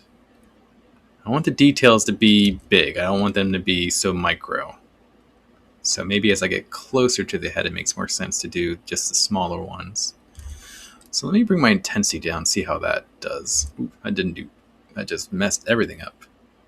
So yeah, so if I bring the intensity down and I just do like little Little pips here, little pips there. That works pretty well. Pip, peep, peep.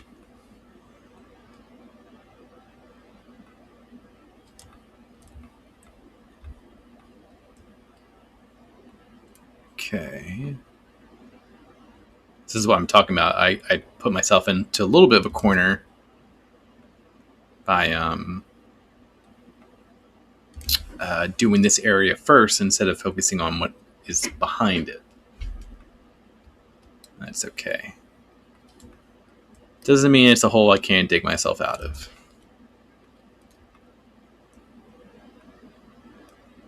I'm pretty sure there's like a history brush in Zbrush now. History recall. So if I use this, okay. So that won't work because I'm not. I don't have states built into my mesh currently. That's fine. That is fine. Just one more thing I don't do in ZBrush that I can learn to do that will help me in the future. Right now, we are just working with what we know. Thank you, Gil. It's a from scratch piece, so I'm just trying to do something fun and different for Halloween week here. So,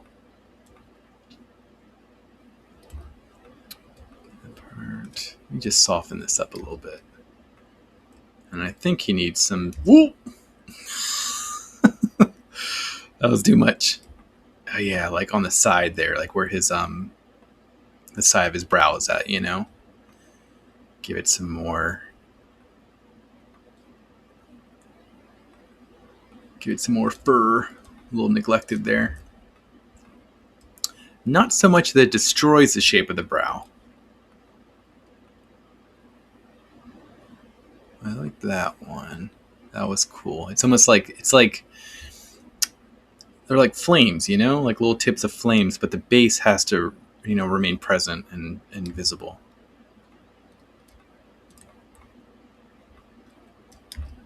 Okay. I'm just going to save this.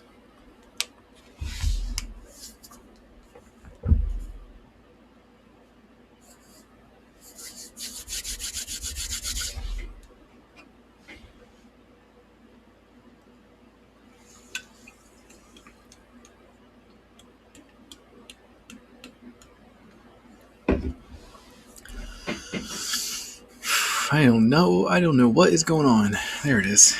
It's taking like way too long to load and save things right now. It must be because I have yeah, I think it still has the Mega RAM piece in there, and it's like loading it as if I can call into the scene. So that's my bad for setting up this scene wrong.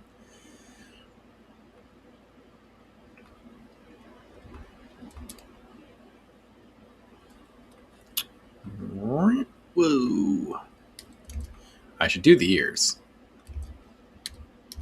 So I'm just going to block out those ears and focus on those. Like that. It's nice to do ears where I don't have to worry about like all the inner detail, you know? Because I usually try to do that like stylized and simple, but at the same time, it doesn't mean just because it's simple looking that it was easy to make. There's like a lot of back and forth on like, oh, is this quite, and you know, I never spend that much time on the ears, but I do look at them later and think about how I could have done it better. Like, maybe I should have like worked on the little ear fold in here more.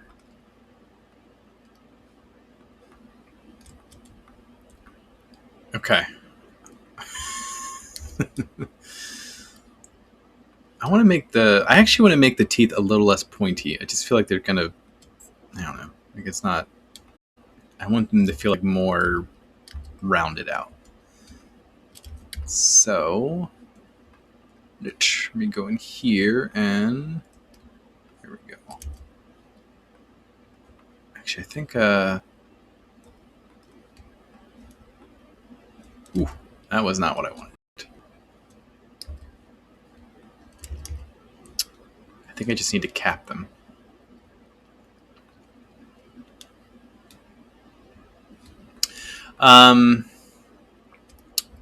Is ZBrush better for sculpting than Blender? My opinion, and the opinion of apparently a bunch of people who use ZBrush, is that yes. I find that the selection tools are the biggest pro for me. Like, and I know that Blender has like face sets, which in ZBrush is polygroups. But I find that the way that you can select them, utilize them, and basically just set them up, retopologize with them. Like right now, I can remesh my stuff, and I can keep all the groups and whatnot. I can create groups based on colors. And I haven't kept totally up to date with Blender and how well they've implemented those features, because I think his name is Pablo, was like working on a lot of that. I read recently that he's taken a break from Blender development, so I don't know if it's gonna still get major sculpt mode updates like it was getting for the past couple of years. But I just find navigating around a mesh. I mean, the thing is, yes, it's. I think it's better. I think the way that it handles high polygon, or high, it's not poly, like face sets inside a mesh. It handles it like night and day different. Whereas like in Blender, I think it's the way it renders it. I think what I understand is that ZBrush only renders what you see, much like a video game does. Like I don't know if you've ever seen Horizon Zero Dawn and how they render only what's in the camera view. It's a really cool video that's on YouTube where you can see like basically the level that you're seeing in Horizon is only rendered based on like where the camera is pointing, and as soon as you turn the camera, like everything cuts out of the frame. And I think that's what ZBrush is doing, whereas I think the opposite is happening for Blender. So you will have really high poly meshes, and it just really just slows down Blender, at least for me. That's my experience. And there's a lot of great features about Blender, or about ZBrush. Like I can add like a noise modifier to this real quick, and it just works really well. It doesn't take a long time to spin up. Let me see if I can do this. So add noise. See if I can do a live preview here. So here's like a noise modifier. I can add some strength to this, and you see it's actually adding that like that deformation to the mesh itself, but it's doing it so quickly. Or if I did this in Blender, oh my god, my computer would I would hear the fans just going woo, is that where things are kind of, I don't know if it's transparent as so much they just completely take it out of the scene. It seems like black magic to me, because like I don't know how it works. I don't know how you take something out and load it back in without like instantly having it like loaded in a pocket somewhere, which in that case it's still having to hold on to it. But that's stuff that is outside of my understanding, and I'm just happy it works. It's like I'm just happy that games and software find a way to make stuff go quick, because when it doesn't go quick, it sucks. Like I think if I brought this into Blender right now, it would be like just me turning it would slow down a lot. So like all the lines in there, I want to smooth those out a little bit.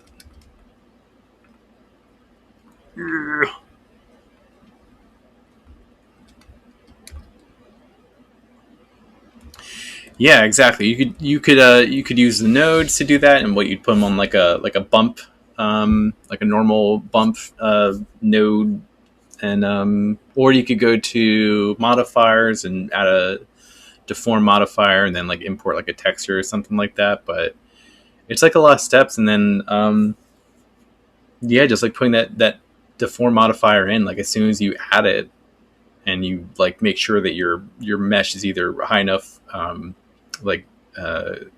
dense enough, with its faces, or you subdivide it using a subdivision modifier. Like it just starts to slow down a lot.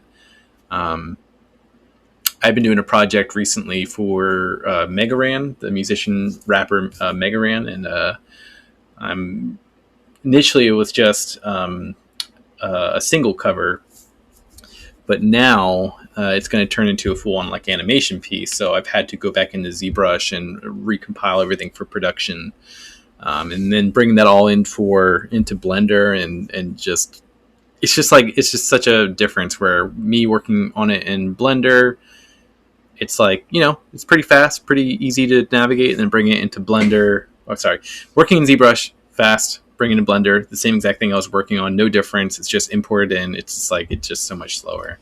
Like the computing that the computer is doing to just even like navigate around the object is like it's slower.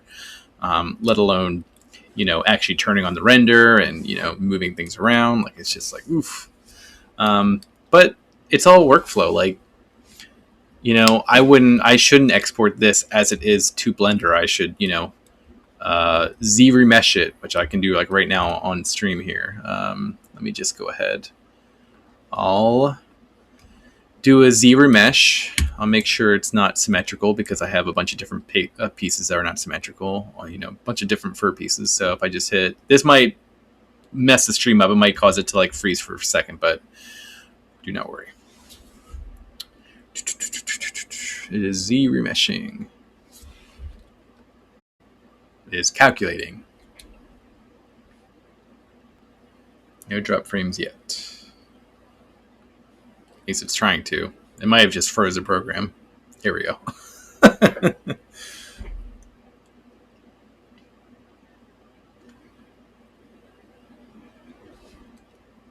don't know if you can see it up top here, but the remeshing is in progress. How come you don't like it? Is there like another program you're like Maya or something, or 3D Studio that Max, that you're more in tune with? Well, okay, so if you want to get it, you should get it right now because the ZBrush Summit is happening and they have special pricing going on for all two, I think it is, paid versions. Because there is ZBrush Core, or no, ZBrush Mini, which is free, but then ZBrush Core is like the more like hobbyist version of ZBrush. I don't know what features it has versus it does that a regular ZBrush doesn't. Let me just switch over here to Chrome. Okay, so ZBrush Summit pricing. Yeah. I'm curious what your technical problems are. Presenters announcement, presentations, pricing, summer special. Okay, so here it is right here. Perpetual ZBrush license, which means once you get it, you have it forever. And I really hope they mean that because I really hate seeing what's happened with like Substance Designer and stuff like that, where it's like there were perpetual license before, but then Adobe acquired it, and now they're like moving to the cloud, monthly payment system, where it's like, yeah, the perpetual license worked for the previous versions, but now it's different. So ZBrush Core is $144, 20% off as of right now. Moving up from Core to, okay, so yeah, there's an upgrade. But ZBrush Mini versus ZBrush Core. I'm curious. Gosh, it's so bright in my face. Like, getting blasted away over here.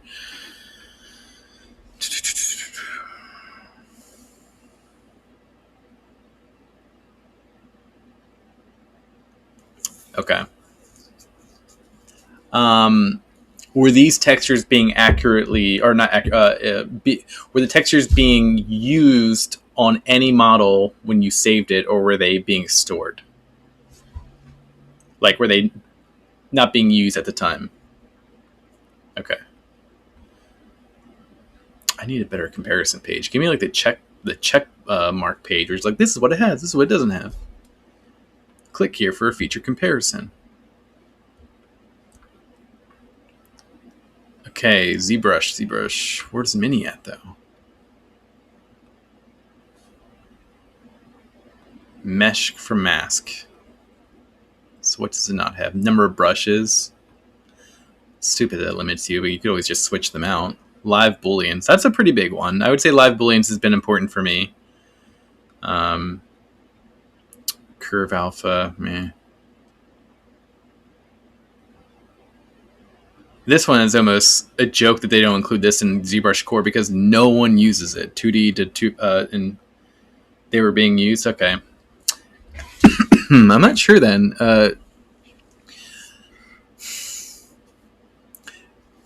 You said textures, so I'm wondering if it's. So I'm guessing you were literally talking about textures and not materials. I mean, there is like, so if you're making the texture in Blender, it doesn't save it automatically, which is a bummer. I'm not sure though if that's what's going on. 3D painting capabilities, polypaint, basic support. Polypaint's pretty big.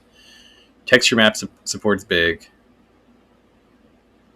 Render passes, I feel like you'd probably want that.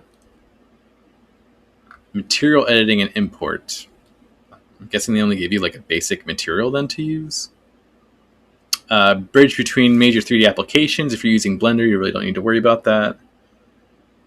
Also textures, just some it'll show up in. It's very interesting. I'm curious to see like maybe like one of the Blender files. If you want, send it to me at hello@notrealtoys.com. I'll take a look, and I'm pretty sure that we follow each other on Instagram, so we can just message you on there and stuff, like check it out. Okay, so this is the Z-remeshed head. So here's the high poly version. Poly's not the right word here, but I'm just saying because this is like what everyone is. Here's the Z-remeshed, much more simple. You can see it there.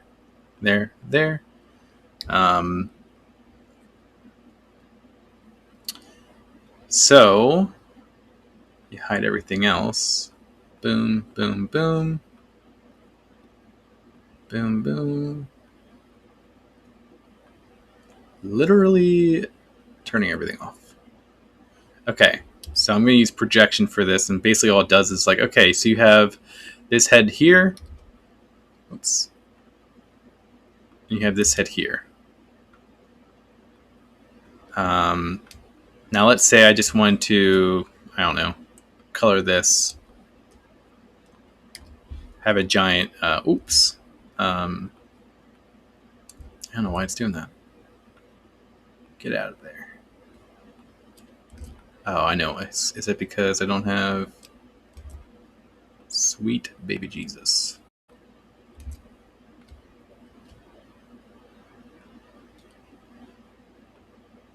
So I'm trying to show a demo here, and it's like I'm totally failing at it. Okay, so let's say like I wanted that to transfer over to my low poly mesh, which I will now go in color again.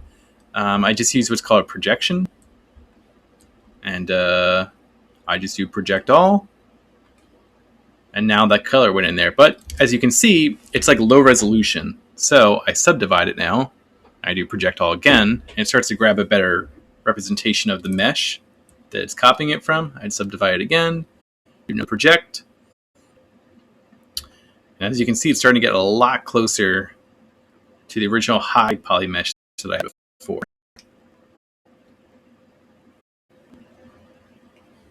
I think all I had to do was apply the texture into a material.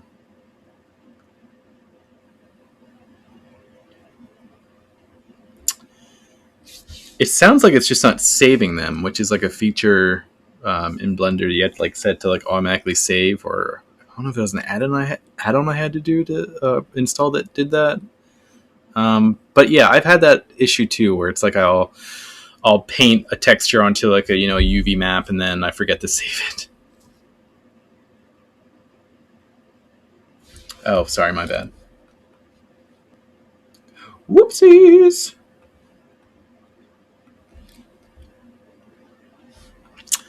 I do that sometimes. I'll go from Chrome to ZBrush and forget to let me just switch it back. Okay, so yeah, I was trying to show. Let me go back down here. Delete higher. So I have my high poly mesh, which I just drew this random line onto. switch color. I'm just like, oh, I'll just do this. Add these, random line onto it. And my low poly one, which doesn't have that color currently, but I use the project feature, which basically just looks at every visible object in the scene right now, which I have in solo mode, so you can't see. But so you can see the low poly and the high poly head are in the same place. I just hide the low poly version, but it's still actually visible in the scene. And I just do a project all. And as you can see, it basically just copied the color of the high poly one because it's like basically right on top of each other. But it's all pixelated because it's a low poly model. So I subdivide it like the subdivision modifier in Blender, and then do project all again. I think Blender does this too. But this is basically just going me to export this from Zbrush into Blender, and I can export the higher quality material, so to speak, put it into Blender and use the deform modifier to use as like a texture. It's very cool.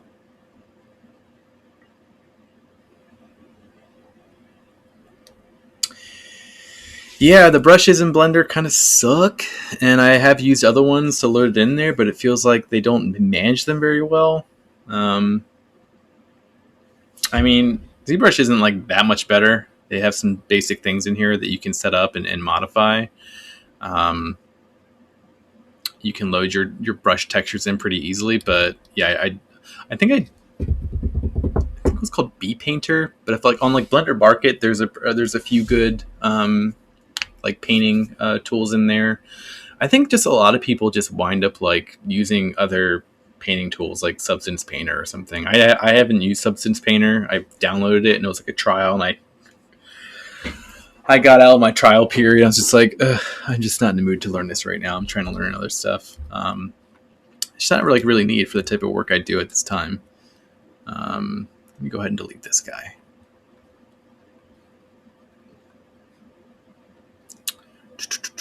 Switch. Okay. Start showing everything again. Boom, boom, boom.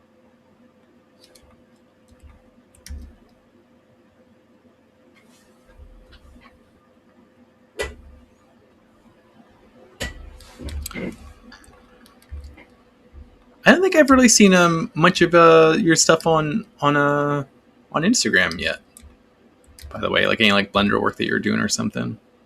I'm curious, like what would be like one of like your passion. Like okay, like once I feel like I'm at a certain level of quality, like here's the one piece I really want to make, because I have a few myself that like a few projects that I would like to make, but I'm not like, I respect the material so much in my head, like the way I want to make it, that I don't want to like do it yet because I'm afraid it won't be like good enough. Just like silly paranoia, but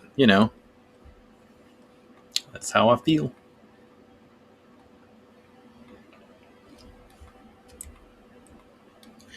I just use GIMP or Paint.net to paint the textures and import them into the model, but yeah, for sure, send them to me. What was I gonna say? One program that has pretty good texture painting now is, I think, oh my god, I'm totally blanking on the name. God, Procreate. I feel like it's the wrong one. Procreate. Yeah, Procreate. They just, I don't know if it's still in beta, but they just added 3D painting. So you can import your 3D models into Procreate and paint right onto the model, and then export that paint. I don't know if it's like exports it as like an EXR file, or if it exports it as like just like standard like static images or something. But it's really cool. I haven't used it yet. I saw the announcement for it like months ago, and I think they just either they just released the beta or they just got out of beta. I'm not sure. I haven't kept up with it that much. Yeah, for sure. DM me.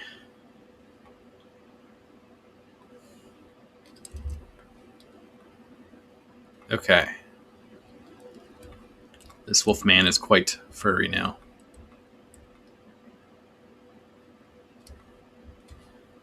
I'm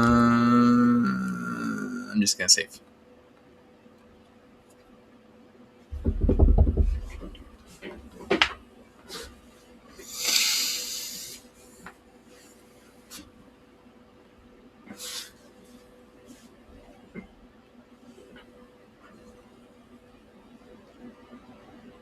what are you trying to do with like Blender? Like, are you looking to do more? Like, do you want to be a generalist and just do everything? Do you want to be a character modeler? Do you want to be level designer? Maybe in like I like doing character modeling. I think it's fun. I enjoy getting to translate characters, especially from like other properties, into like what I think they could look like or what it would be like in my style.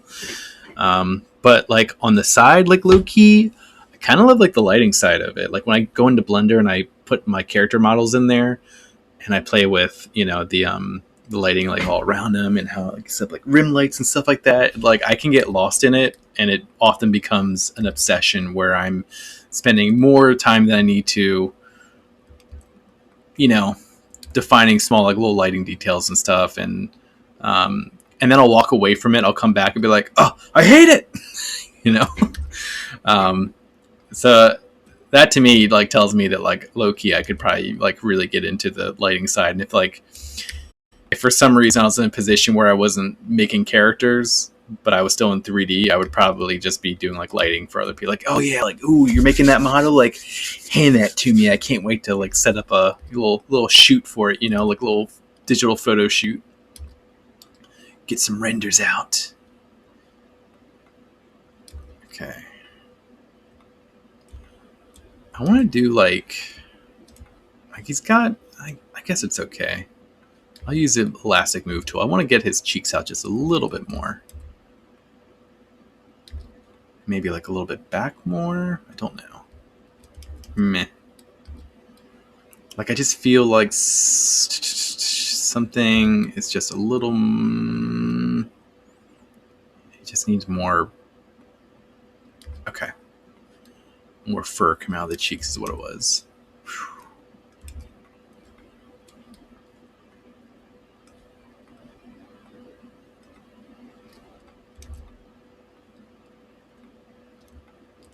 That's not working. Too detailed. I need to simple it up. There we go.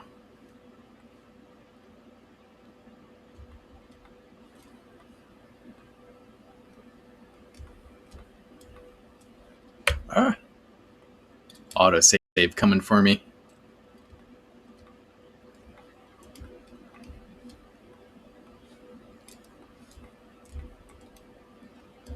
So I think I went overboard. I need to take back some of those details. There we go.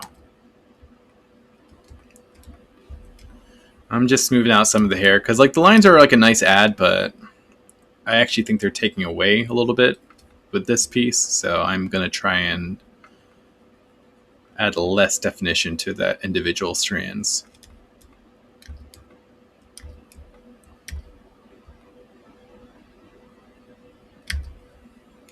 Almost 11.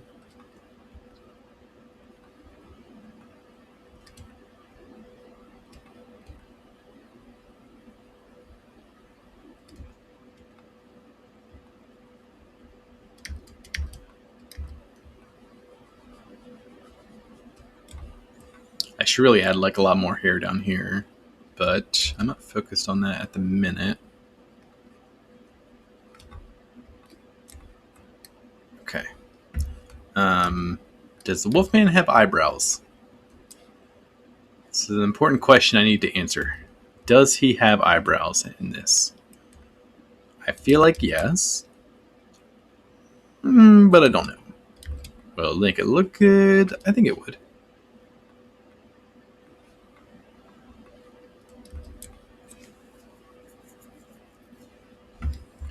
So let's add some eyebrows to him. I'm just gonna put a mask on here. And of course his eyebrows have to be like furry AF. Just like super bushy. And we'll just extract that guy.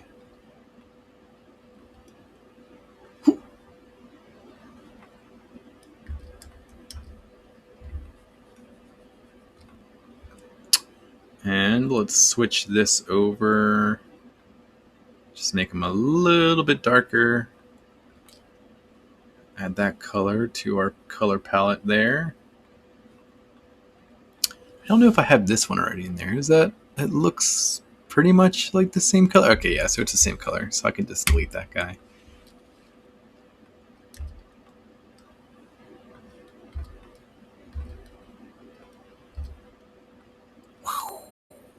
Give him like super eyebrows. That's too much.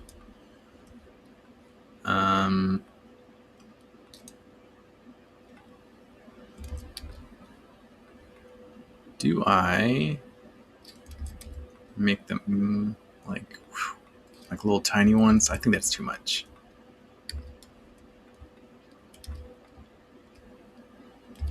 They should definitely be closer to.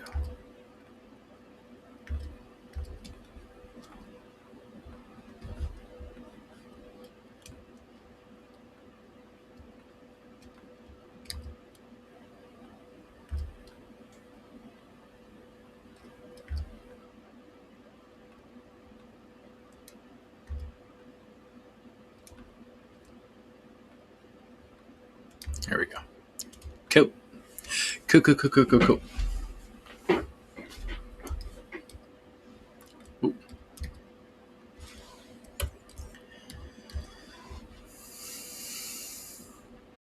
Just do a little check.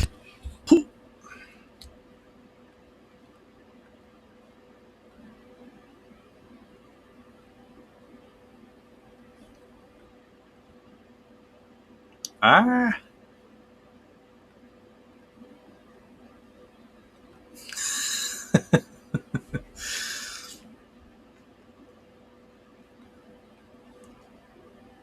Does anyone else get like a million NFT spam messages a day on Instagram? It is getting to be enough, I have to say. I mean, I appreciate the hustle. Get that quick money. I couldn't find the one blocking. I did. Okay.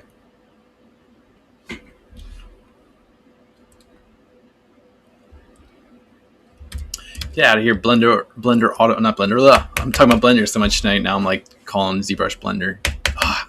I didn't get it in time. It auto saved. Whatever. It's fine. I could use a save. Okay.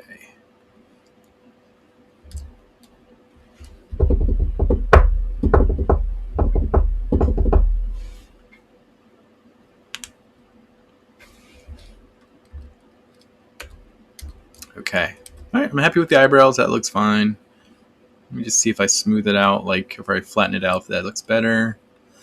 I think so. Okay.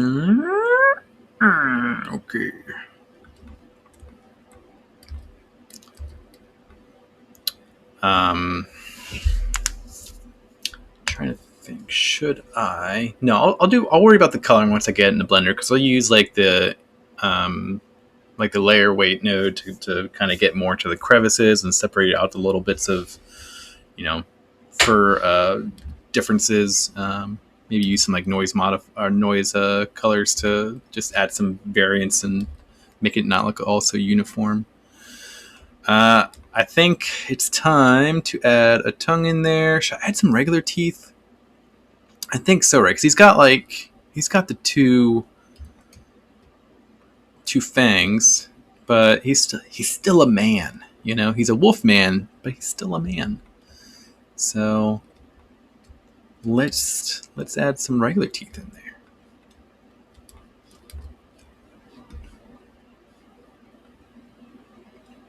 Skip this. Yes. Get out of here. Get out of here. Just make it white. Let's make it not so white.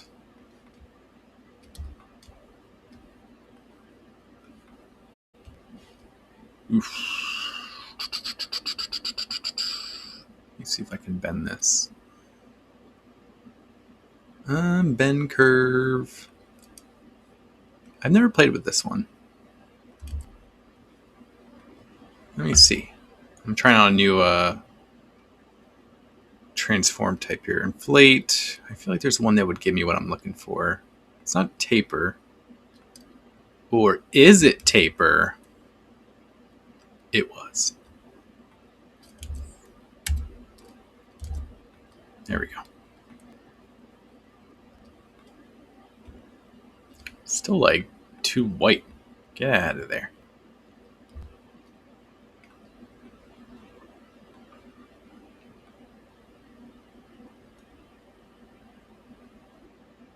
Sweet. Okay, I'll check him out. I will probably check him out after the stream here.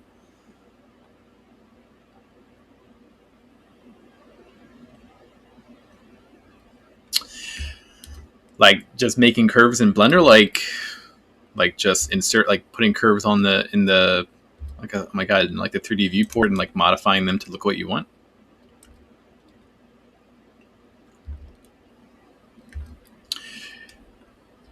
Yeah, character creating to me is like the most fun. I feel like it's probably like the most saturated job in the market, right? But it's probably for a good reason. What is happening with this projection or this Dynamesh? It's like being a total butt. Bruh. There we go. That took way too long.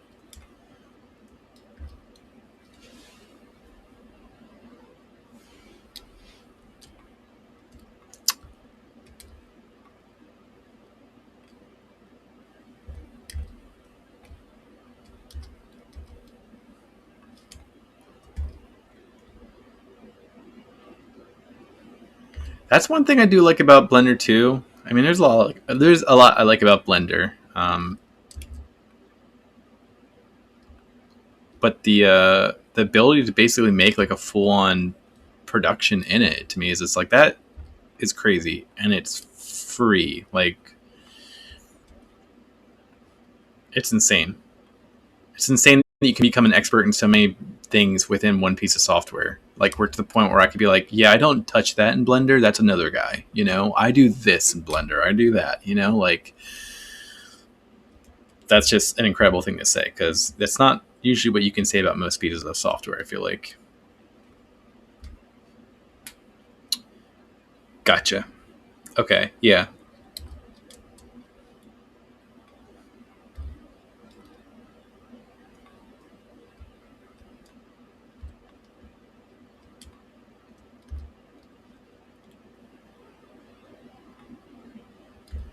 I know that Zbrush can do that pretty well. I'm not the best at it, to be honest, because I don't have to do like a lot of. I haven't had to use like curves a lot in my character work. Like, the closest thing probably was the Venom piece. I don't know if you saw it. I posted like last week. I actually posted the variant update of it yesterday. But yeah, the tongue on that one was definitely an area that I was, I won't say struggling, but it took me a bit of time to figure out how to do correctly, like in ZBrush. And I'm not even sure if that's how, you know, the pros, so to speak, would have done it. But I just wound up using a brush that let me kind of make. Oh, interesting. Okay. Thank you. I really enjoyed working on that one, so I'm glad how it came out. I'm becoming like more and more a fan of Venom the more I see, you know. I'm, you know, Spider-Man No Way Home. There's all these rumors and hype about it, and well, have you seen Venom? Let There Be Carnage yet? Because there's a little spoiler in there.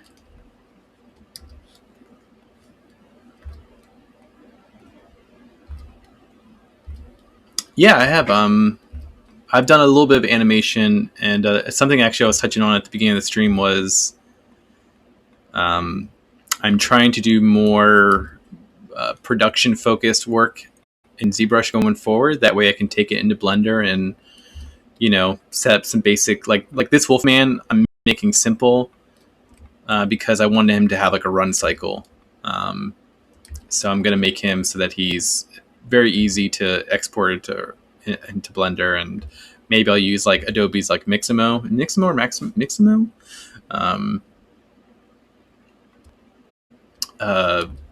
to do like a basic like run cycle. Okay, you should see Carnage. It is that movie starts at like an 8 and then just slowly keeps going to a 10, like in terms of like the speed of it. It's a short movie. It's like an hour and a half long, but it packs its entire runtime. It just never slows down. Maybe there's like one scene where it's Eddie and Venom having a little lovers quarrel, so to speak. Like their old person fight. But even that is like, it's a little intense. So I was shocked. I was shocked. It was a tight movie. I liked it. I had fun watching it. I think I liked the first one more, but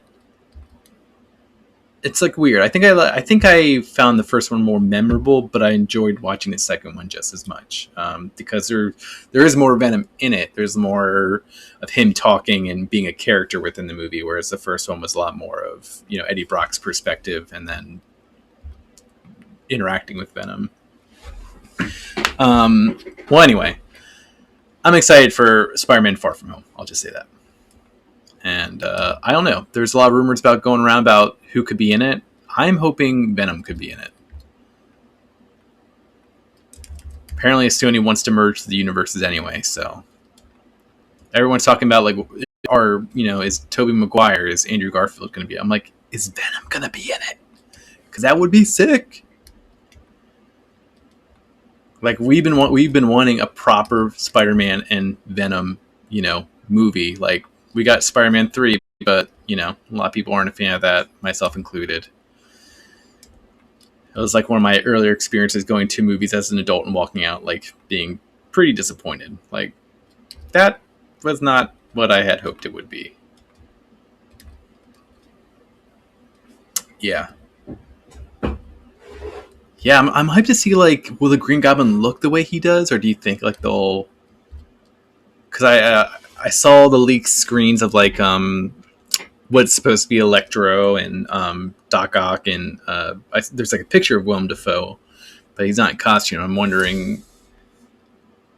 I mean, I think Doc Ock looks mostly the same, but I think his tentacle or his arms look a little different.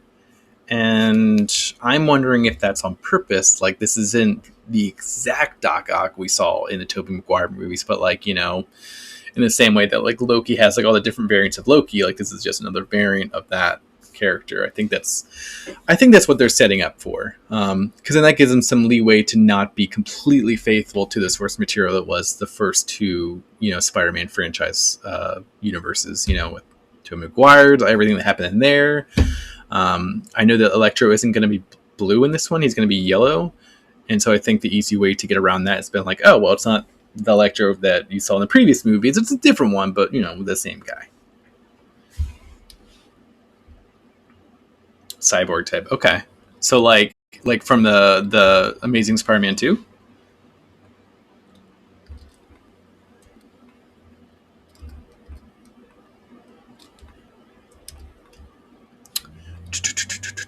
All right. I'm going to get away from let me save, and then I'm going to start working on the body. I'm very hyped to see it. I can't wait. So the Eternals comes out November 5th, and I'm wondering if they're going to drop a trailer in front of that movie, or they're going to drop it probably like a week, or has to be at most 2 weeks later, because at that point they're already like a month away from the movie. They got to show another trailer. They got to show it. Show it for me. I need it.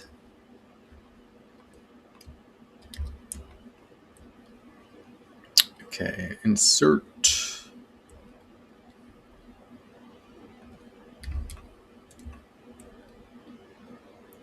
So in Spider-Man, the Amazing Spider-Man 2, it was... Is his name Dane DeHaan? What's his name? Dane DeHaan? God. Can't remember his name. Yeah, Dane DeHaan? I feel like that's not right, but that I just Googled it real quick. That's what it says. He was the Green Goblin, although like shouldn't he really be the Hobgoblin, right? Because isn't like Harry Osborn the Green Goblin and Norman Osborn isn't Harry Osborn the Hobgoblin and Norman Osborn's the Green Goblin? I guess it doesn't matter, but Like, they didn't call him the Green Goblin per se in The Amazing Spider-Man, so that's why I'm like asking that question. But yeah, like I'm in The Amazing Spider-Man 2, he had the whole armor set on. It was like a cyborg suit. It was like integrate into him and like connected like into him rather than just being something he put on. Which, like, I like the design of the Green Goblin in that movie. I didn't like the acting of it, like of his Green Goblin, very campy. Like campy to the point where it felt like didn't belong in a movie. Campy's fine as long as like everything else it fits into the context of, you know, the greater narrative or whatever. Yeah, I like that design. I thought it was a really cool design. I even liked the way his hair looked. It reminded me a little bit of like, you know, Dragon Ball, like white or not like the yellow, you know, troll haircut going on. I thought it looked cool. I was really excited for that movie too. I mean, it wasn't Spider-Man 3. I think Spider-Man 3 is just... It just suffered. It just felt too much like studio, you know, like trying to get the most out of the movie, most out of the marketing. Like, let's just put a bunch of villains in. I didn't get that same feeling from The Amazing Spider-Man 2. I didn't like it still, but it felt more like they, you know, yeah, they put a couple of villains in it. I do feel like they were trying to do something. I don't think they succeeded, but I appreciate the movie for trying to be its own thing, and, you know, it didn't work out. But the world we live in now is we're talking about having the same actors come back for a Spider-Verse movie. So, like, you know what? Maybe that wouldn't have happened if things weren't the way they were. Like, if we didn't have a disappointing end to Spider-Man 3 and a disappointing end to The Amazing Spider-Man 2, well, with those being the last, like, the last two franchises of the Spider-Man, you know, movie universe, whatever, ended with the last films and them being the worst ones. And that's a bummer for the fans who went out and support it. So it's cool, like, maybe because of that, because they ended the way that they did, this is why that they're talking about, you know, maybe having them back for it, like, to get some closure for the fans, which is like, hey, that's cool. I like that. Okay, I need to make the hand, so putting the finger out here. I just can't wait to see it. I do fear it's just going to be like the villains and not the spider guys. The spider guys, the other Peter Parkers.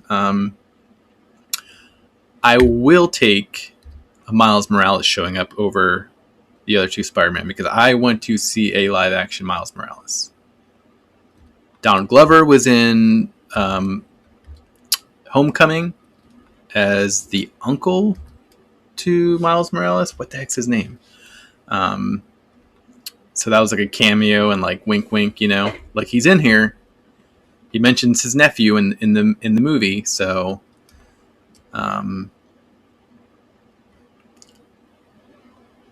merge down, but we haven't seen him yet. I'm surprised they haven't, with how successful Into the Spider-Verse was. And maybe they're waiting to finish that movie up, but I don't know why. I don't think they need, like, I think they could have the animated version of Miles Morales and the screen version and then just make them different enough where it's, you know, people are like, awesome, that's awesome. I want to see all the Miles Morales I can get. You think that No Way Home is going to be more of a fun movie, like a lot more fan service than like actually have a like legitimate plot to move it all forward? I mean, yeah, I can see that. I am wondering if Doctor Strange is going to be a villain in it, because there's a scene in the trailer where he's on a train and it looks like he's not exactly like working with my interpretation of that very brief scene in the trailer was that he's not really working to help Peter Parker out in that scene. Now maybe Peter Parker is doing something and, you know, Doctor Strange is trying to fix it. But there's weird stuff. There's strange things happening. I like the fact that he's like wearing that whole winter getup. Uh, I'm sure if I got into the writer's room, I could come up with a really easy funny reason why it's snowing in this the Sanctorum. But yeah, I don't know. I'm kind of wondering if Doctor Strange. I'm not talking about Mephisto or anything like that, but I'm wondering if he's not quite the Doctor Strange we know, like Doctor Strange Supreme. I've read that Marvel wants the events in the world of What If will in fact have greater consequence and effect in the MCU. And that to me is wild, and I have to take that to mean that they really mean that. Like, things that happened in What If are really going to be affecting the greater MCU. Cool. So is like Doctor Strange Supreme like going to be a character? Because I'm here for that. I want to see that.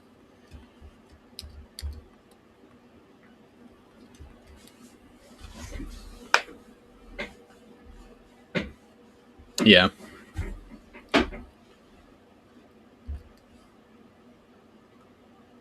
Yeah, Spider-Verse is getting a second movie. They showed some footage of it.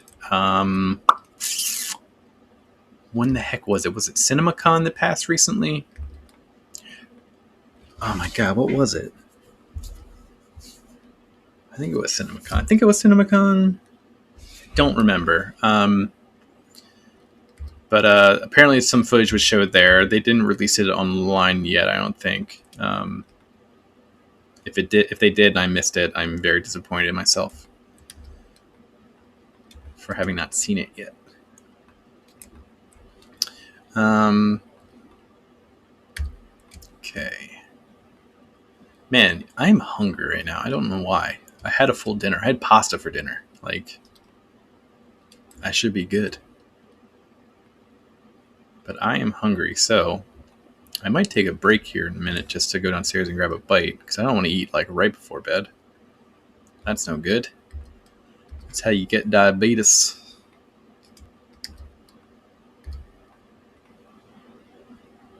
I don't know that for sure, by the way. I just know eating before bed isn't great. Isn't great for you.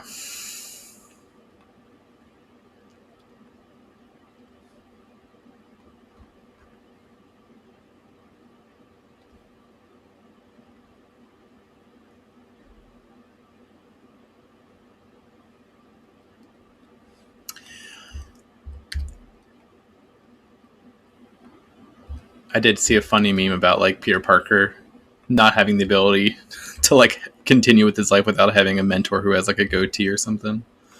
I mean, he didn't. Well, I guess he did have a mentor in Far From Home. He had Mysterio. He just turned out to be a bad guy, of course. Okay, I used to live in Florida. I used to actually live in Tampa. I lived in Florida for most of my 20s, and I moved to the Philadelphia area around like 28.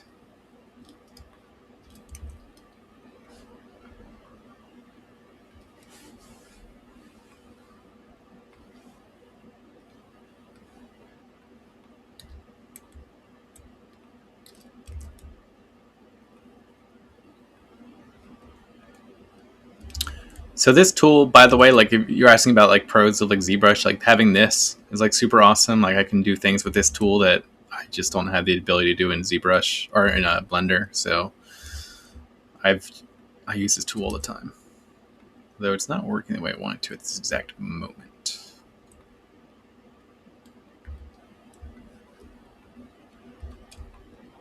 Oh.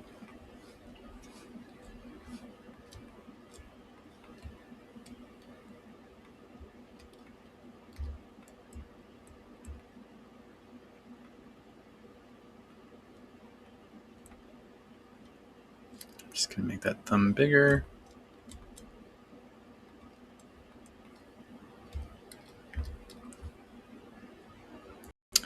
Yeah, it's very helpful. They also have the transpose tool, which you can basically just like, oh, I'm gonna stretch it in this direction. I'm gonna stretch it in that direction. And play with it in all cool ways. So it's just finely tuned for digital sculpting, because that's all ZBrush really is used for. It's all it should be used for. So it's the best of what it does for that. Can you use Blender and get away with it, without ever having touched ZBrush? For sure.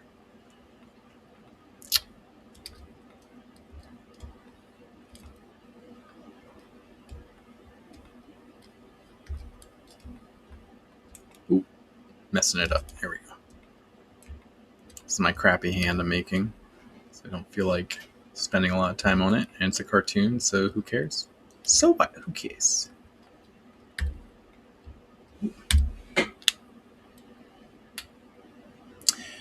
Yeah, I'll reach out to you after the stream with some ZBrush stuff that I think I could send to you that would really help.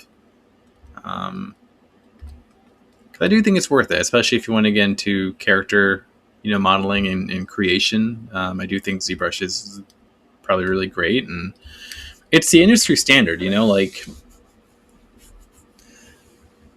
I hate saying to learn things just because it's the industry standard. If you can use another program, like, that should be good enough. Like, if I was interviewing someone, to do character modeling, and they said to use Blender instead of ZBrush, like, I wouldn't care. I'd be like, you know how to do it. I assume that if you know how to make the characters and they look good, then you can make them good in any program. It's really just learning, the software and catching up to that.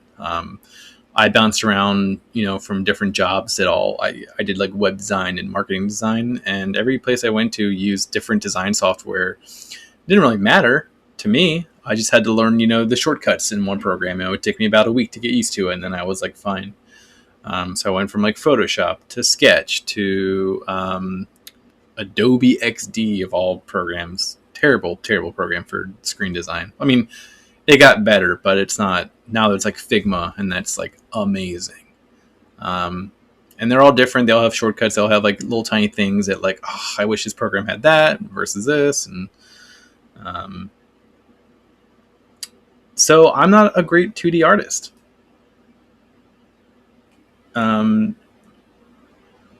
I can do okay. I don't think I'm a great 3D artist either, to be honest. But I'm doing it. I'm doing it as often as I can to get better, and I definitely see results, for myself of like, hey, like this looks better. Like I can show you like one of my 3D pieces, from let me see if I can find it, like from many Halloweens ago. I try to do like a Halloween piece every year because I love the holiday. It's the Headless Horseman. I'll just bring it up real quick. See if I can find it. Where is it? Horse. I'm trying to find it. Here we go. Okay, I found it. Standalone. Okay. I'm just going to copy it. Or I'm not. I'm just going to open it up, and then I'm going to show it here. Preview. Okay. So yeah, this is a piece I did a while ago. Probably, when was this? Date created this was 2018. A piece I did. Like the lighting's fine, but the detail of the character itself. I'm trying to make it bigger. See if I can. There we go. Like the shoes are nothing. It's just like I can look at it and say like I know what I was going for here. But there's a lot of rough edges and there's a lot of things that are not polished in it. And I think my piece last year with it was like a vampire, Vlad. I posted that a couple days ago. Let me see. I'm not sure if this will actually pop up if I open it. Okay. So if I go over here, change it again, there we go.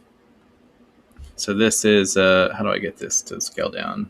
Like, I think the lighting and the character modeling and like whatnot, like it's a lot better on this piece than the Headless Horseman one. So yeah, I got better over time and I hope to keep getting better, but like a big part of it is just looking at other people's art. I have a giant folder on art stations, just like stylized pieces of artwork that I love, and I look at it and I try to see like all the little details that I don't notice initially that really make it what it is, and that helps out a lot. Um, but yeah, if you feel like you're not good at 2D art and you think that's holding you back, I would say just go find on Pinterest or ArtStation awesome 2D art that you could try and translate to 3D, and that would be a great way to move forward. Let me change it back to ZBrush.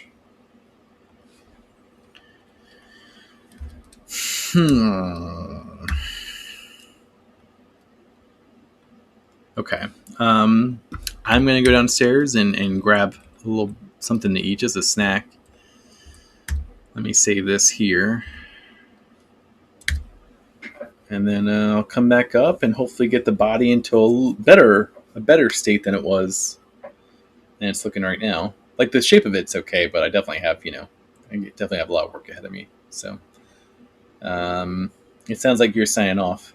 Thank you, Matt, I believe it is, for keeping me company. It's been nice to have people to talk to. I usually have like someone on the stream to talk to, but my usual people are not here tonight. So I'm gonna go grab a bite. If you're here when I get back, cool. If not, hope I get to talk to you again soon. That'd be cool. Adios.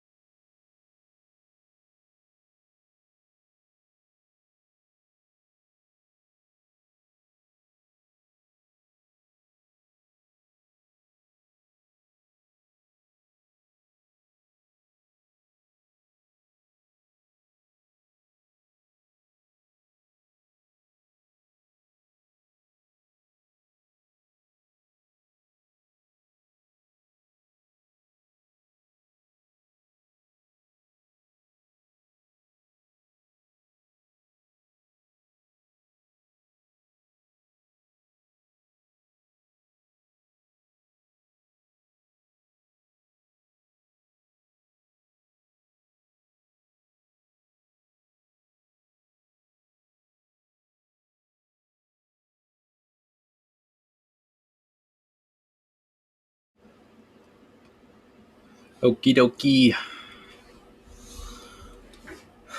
Good night. Guilt 121.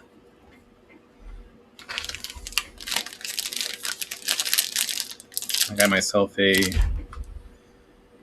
Nature Valley? Nature's Bakery. Pardon the crinkling on the stream here. I'm so hungry. I usually don't get hungry at night.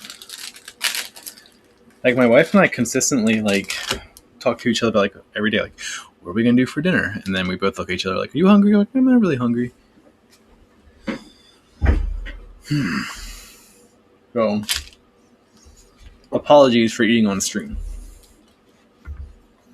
Or maybe not. Maybe that's something people are into. I know that's a thing in, like, other countries where, like, people just watch other people eat.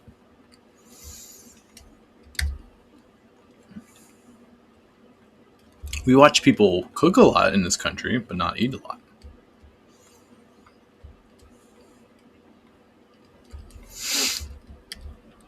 Okay. I'll duplicate that.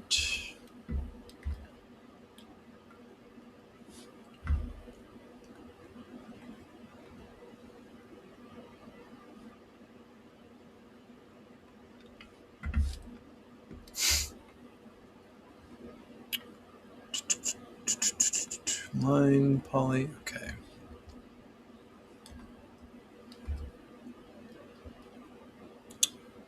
It's not quite what it's weird.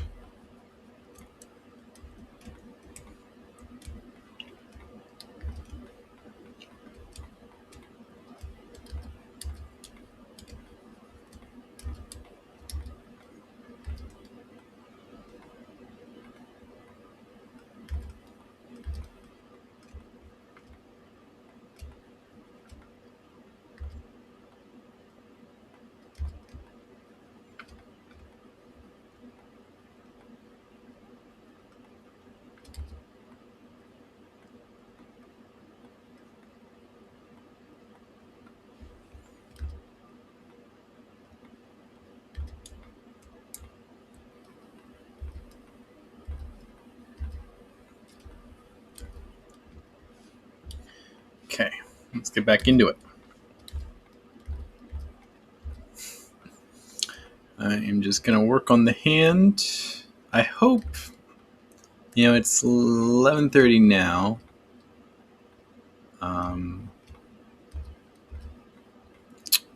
Probably won't get. This will probably continue to. It will continue to tomorrow.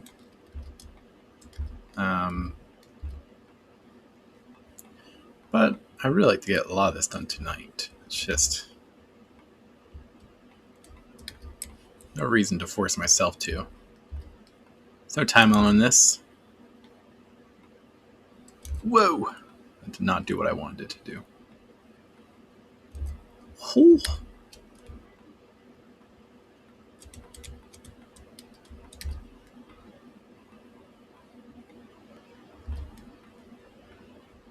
It's kind of fun to play with. Like, his hand's all, like, messed up, I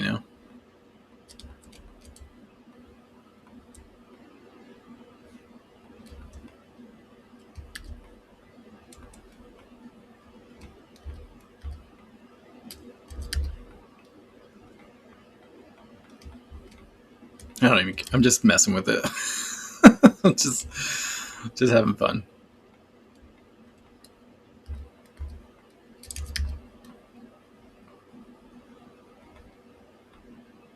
I kind of like the idea of his, like, hand being all mangled and almost, like it's not a perfect human hand. It's a wolf hand, so it's all messed up.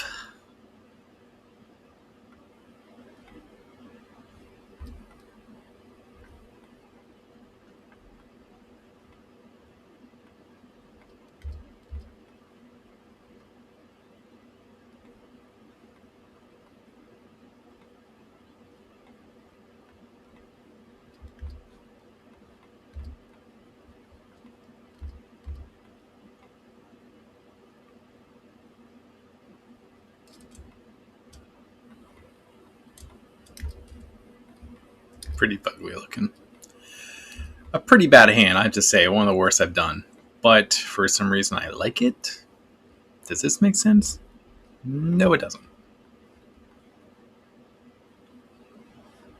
I think I'm just in like a more carefree mood today. I think if this was another stream, I could easily come back to this tomorrow and be like, nope, this is we're gonna do that over again. The only thing I like is that the parts where the fingers meet feel smaller than the ends, and that's something that I keep wanting to do, and I always forget to do it. So I guess I'm happy that it's happening this stream. This stream, it is happening.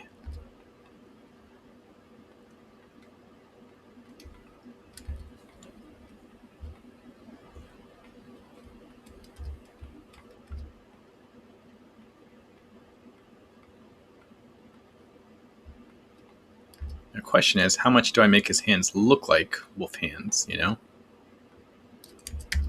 Because he is a wolf man, so he's gotta have some kind of like, you know, claw going on.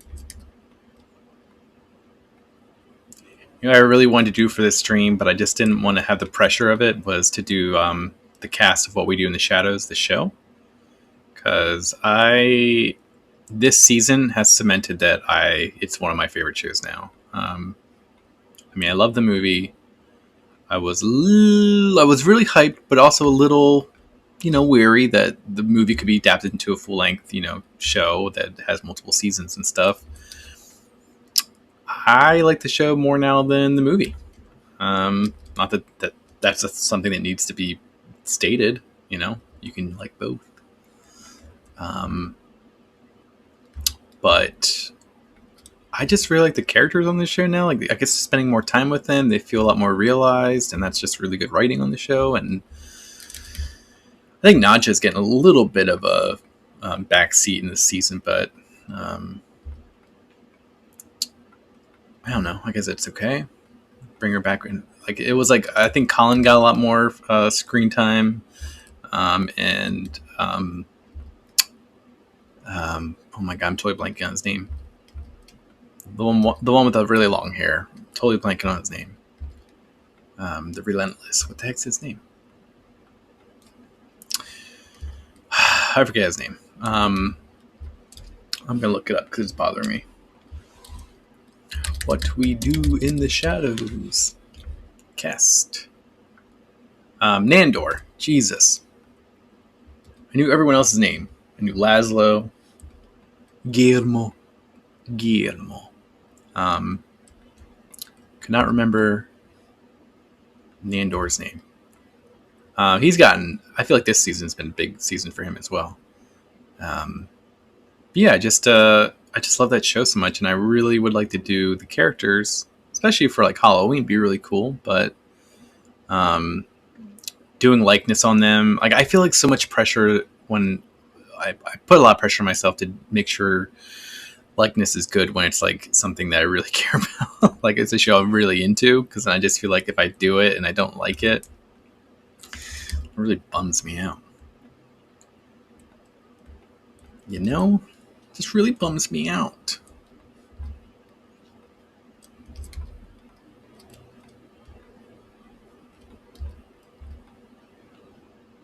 I am just working on some Knuckles, trying to get his hand to look stylized, but then also good.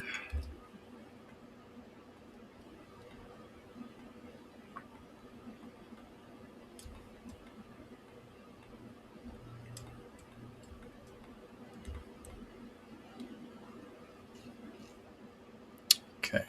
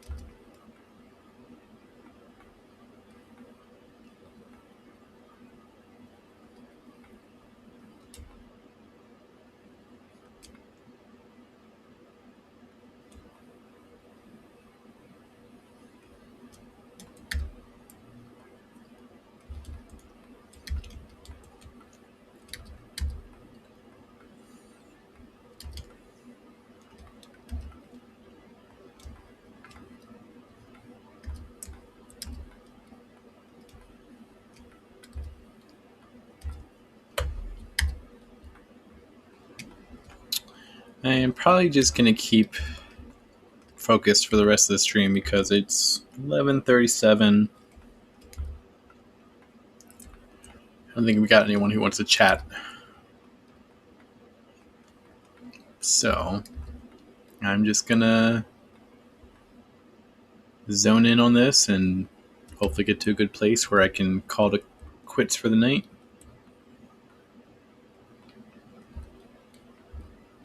This finger is bothering me. It's like just, it's the way it's tilted.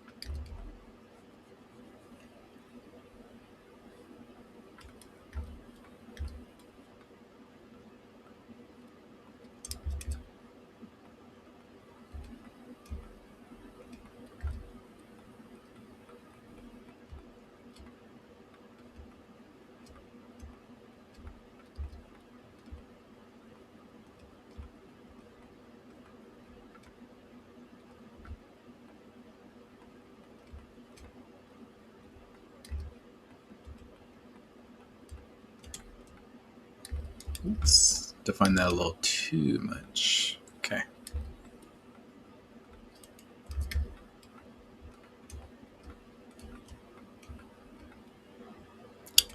Still not in. It's like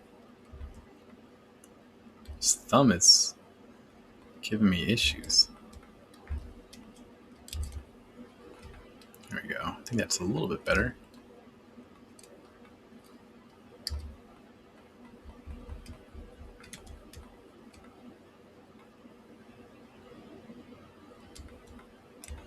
Some weird stuff going on in this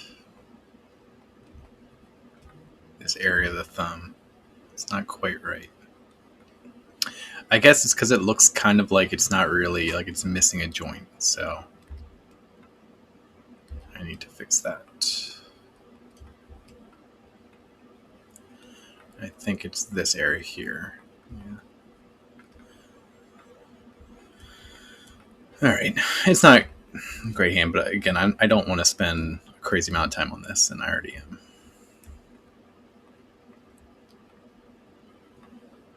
So the question is, how big will the hand be? I kind of want it to be a little bit bigger than normal.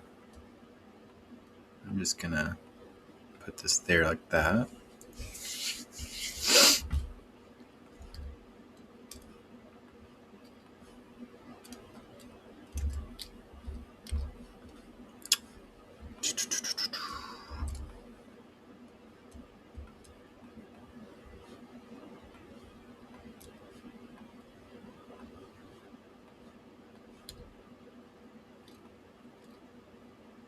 Oops.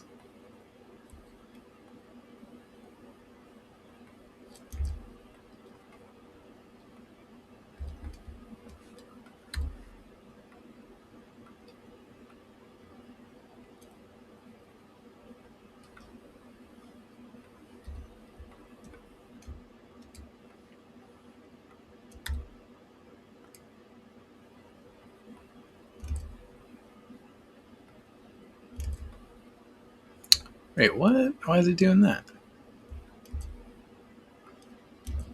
Alright, shit. What is happening?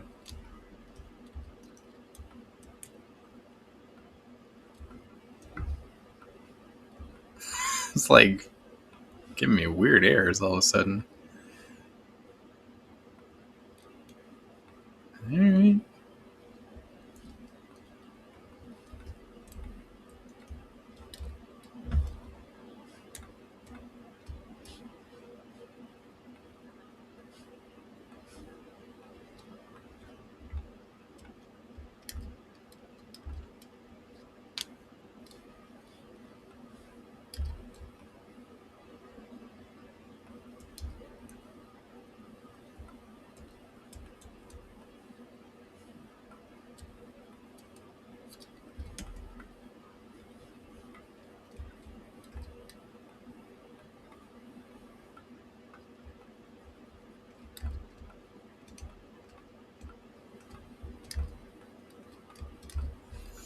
Alright, so you should have like the shirt open, but the pants should be...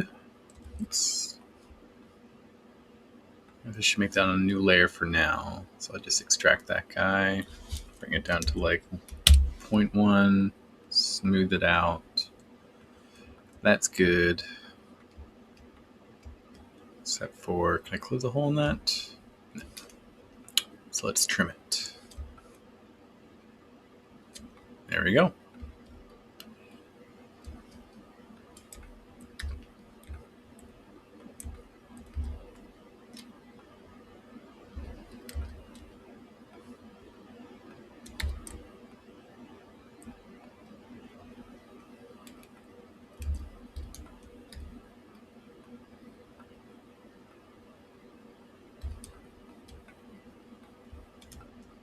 A little bit of a diaper look, but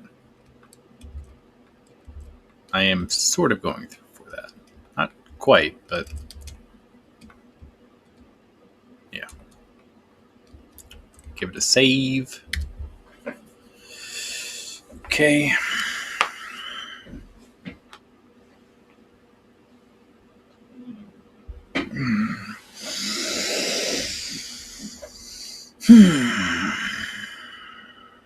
I think I am gonna sign off here in a minute. It is getting very close to 12. Have my bite. And just give us some stuff to do tomorrow.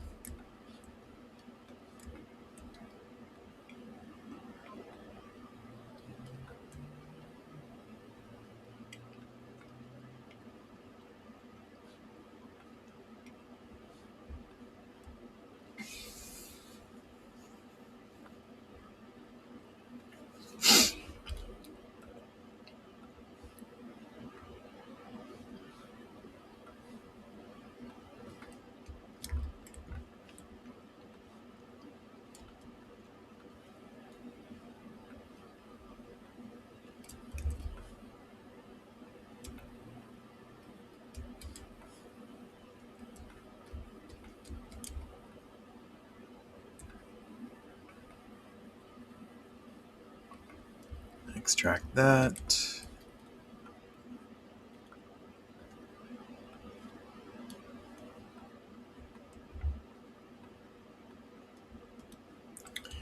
I'm just gonna mess this all the way up, which is fine. The shape it is right now, it's just that because that's what I needed it to be for the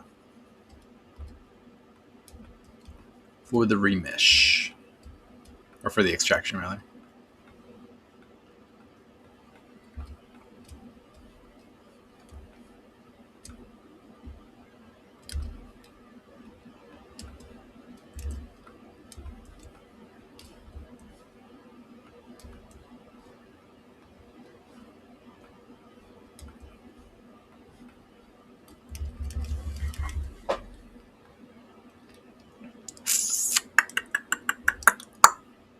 Inflate this a little bit.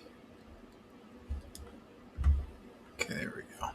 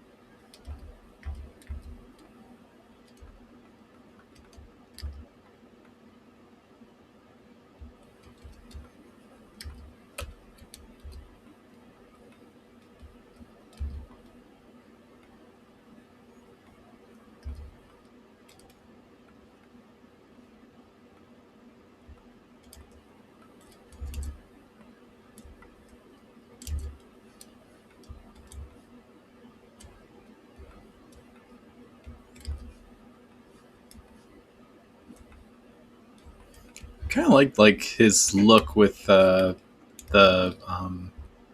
shirt being a little higher than the pants, but this doesn't make any sense to do. So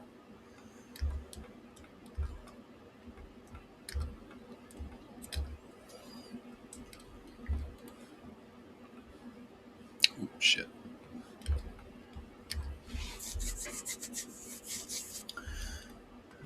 Okay. Okay. Mirror this. I think it didn't. Yeah, that's what I thought. That is what I thought. Oh, I don't know what the hell just happened there. Whoa. What is that? I have never seen that before. Is it a bug? I'm just going to say this.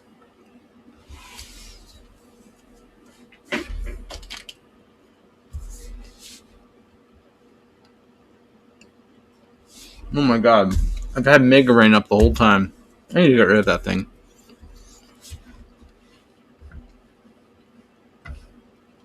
This, yeah, like right up here where it says it's currently sculpting Mega Ran. I'm just going to delete that thing.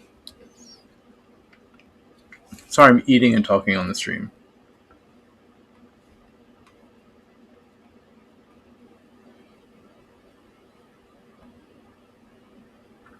There you go. Did it live.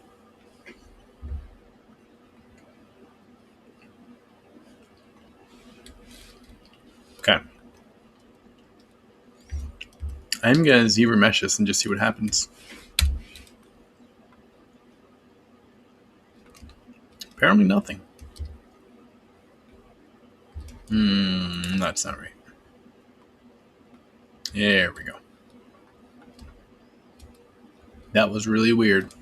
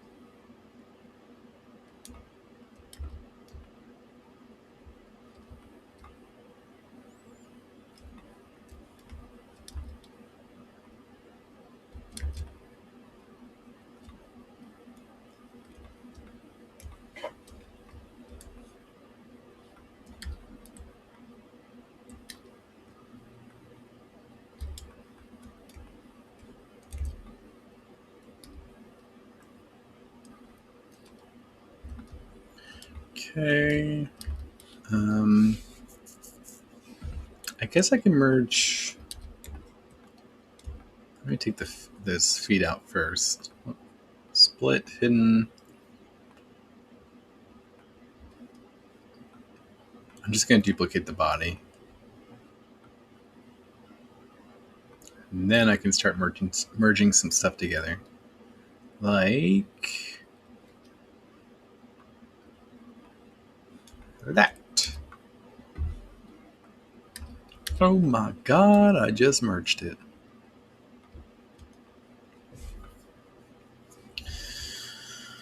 Oh, snap.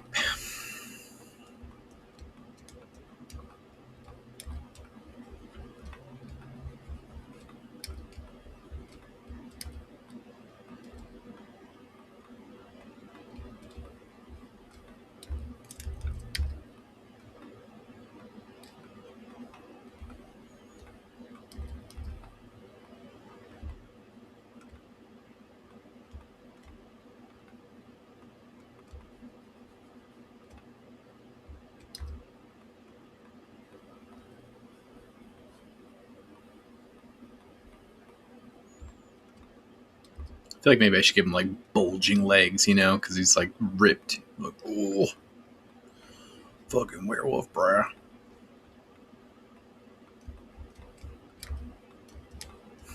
Just like little tiny thighs, you know. It's funny looking. I guess some muscle definition in the legs wouldn't be completely crazy. Like, it wouldn't throw it off too much from the stylized look.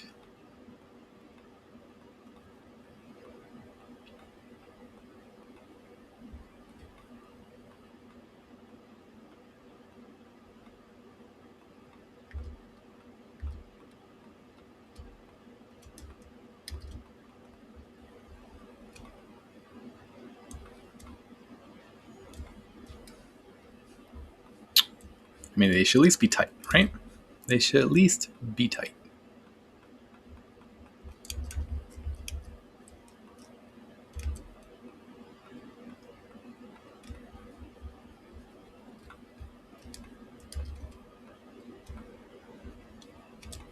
Okay.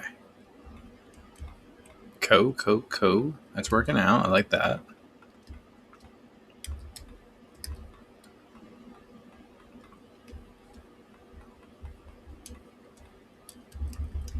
I got a little away from.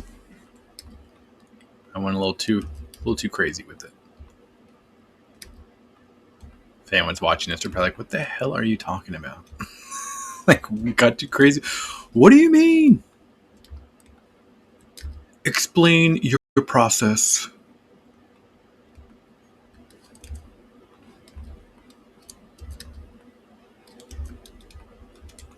All right. I said I was going to go to bed. Here I am, not going to bed. Just like 20-year-old Rob would. I'll go to bed tomorrow.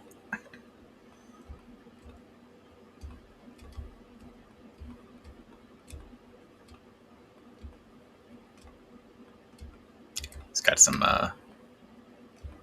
Bieber pants with like the low crotch line on it.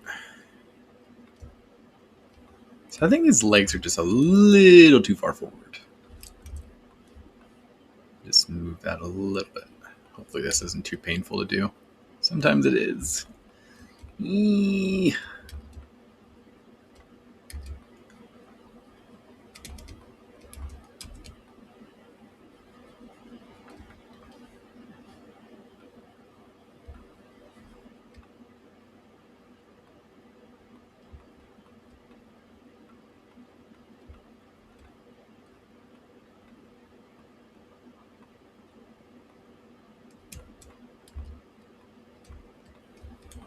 Okay. All right. That's it's a pretty good place to leave it for the night. Tomorrow we'll work more on tattering the clothing and adding more definition to the chest and getting the hands to look a lot better. Working on the eyes. But yeah, not bad. It's a little different than I imagined in my head. A little more pointed with the hair. I thought maybe I'd do a little more like Afro-y kind of like cluster, with more micro part details in it. But I think this will lend itself a lot better to like a 3D print. So I'm kind of I'm happy it went in this direction. So let's see here. I should do like a turntable at the end of every stream. So let's check it out.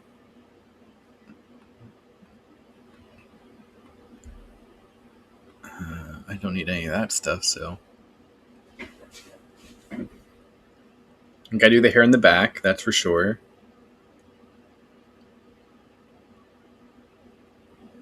Yeah. There you have it. That is part 1 of the Wolfman Sculpt Halloween special. Thank you for tuning in. If you watched it live, Gelt, thank you so much for joining me and giving me plenty of stuff to talk about. It was awesome getting to talk to you more, getting to know you more. I'll take a look at those Blender files shortly. That's it. I will see you tomorrow night, 8:30 Wednesday, and then also 8:30 on Thursday, where we will continue this project until its completion. And hopefully it'll be actually the first project I finish on stream, like completely without doing anything off stream. Because I am planning on working on this, between now and the tomorrow's stream. So, yeah. Alrighty. Have a good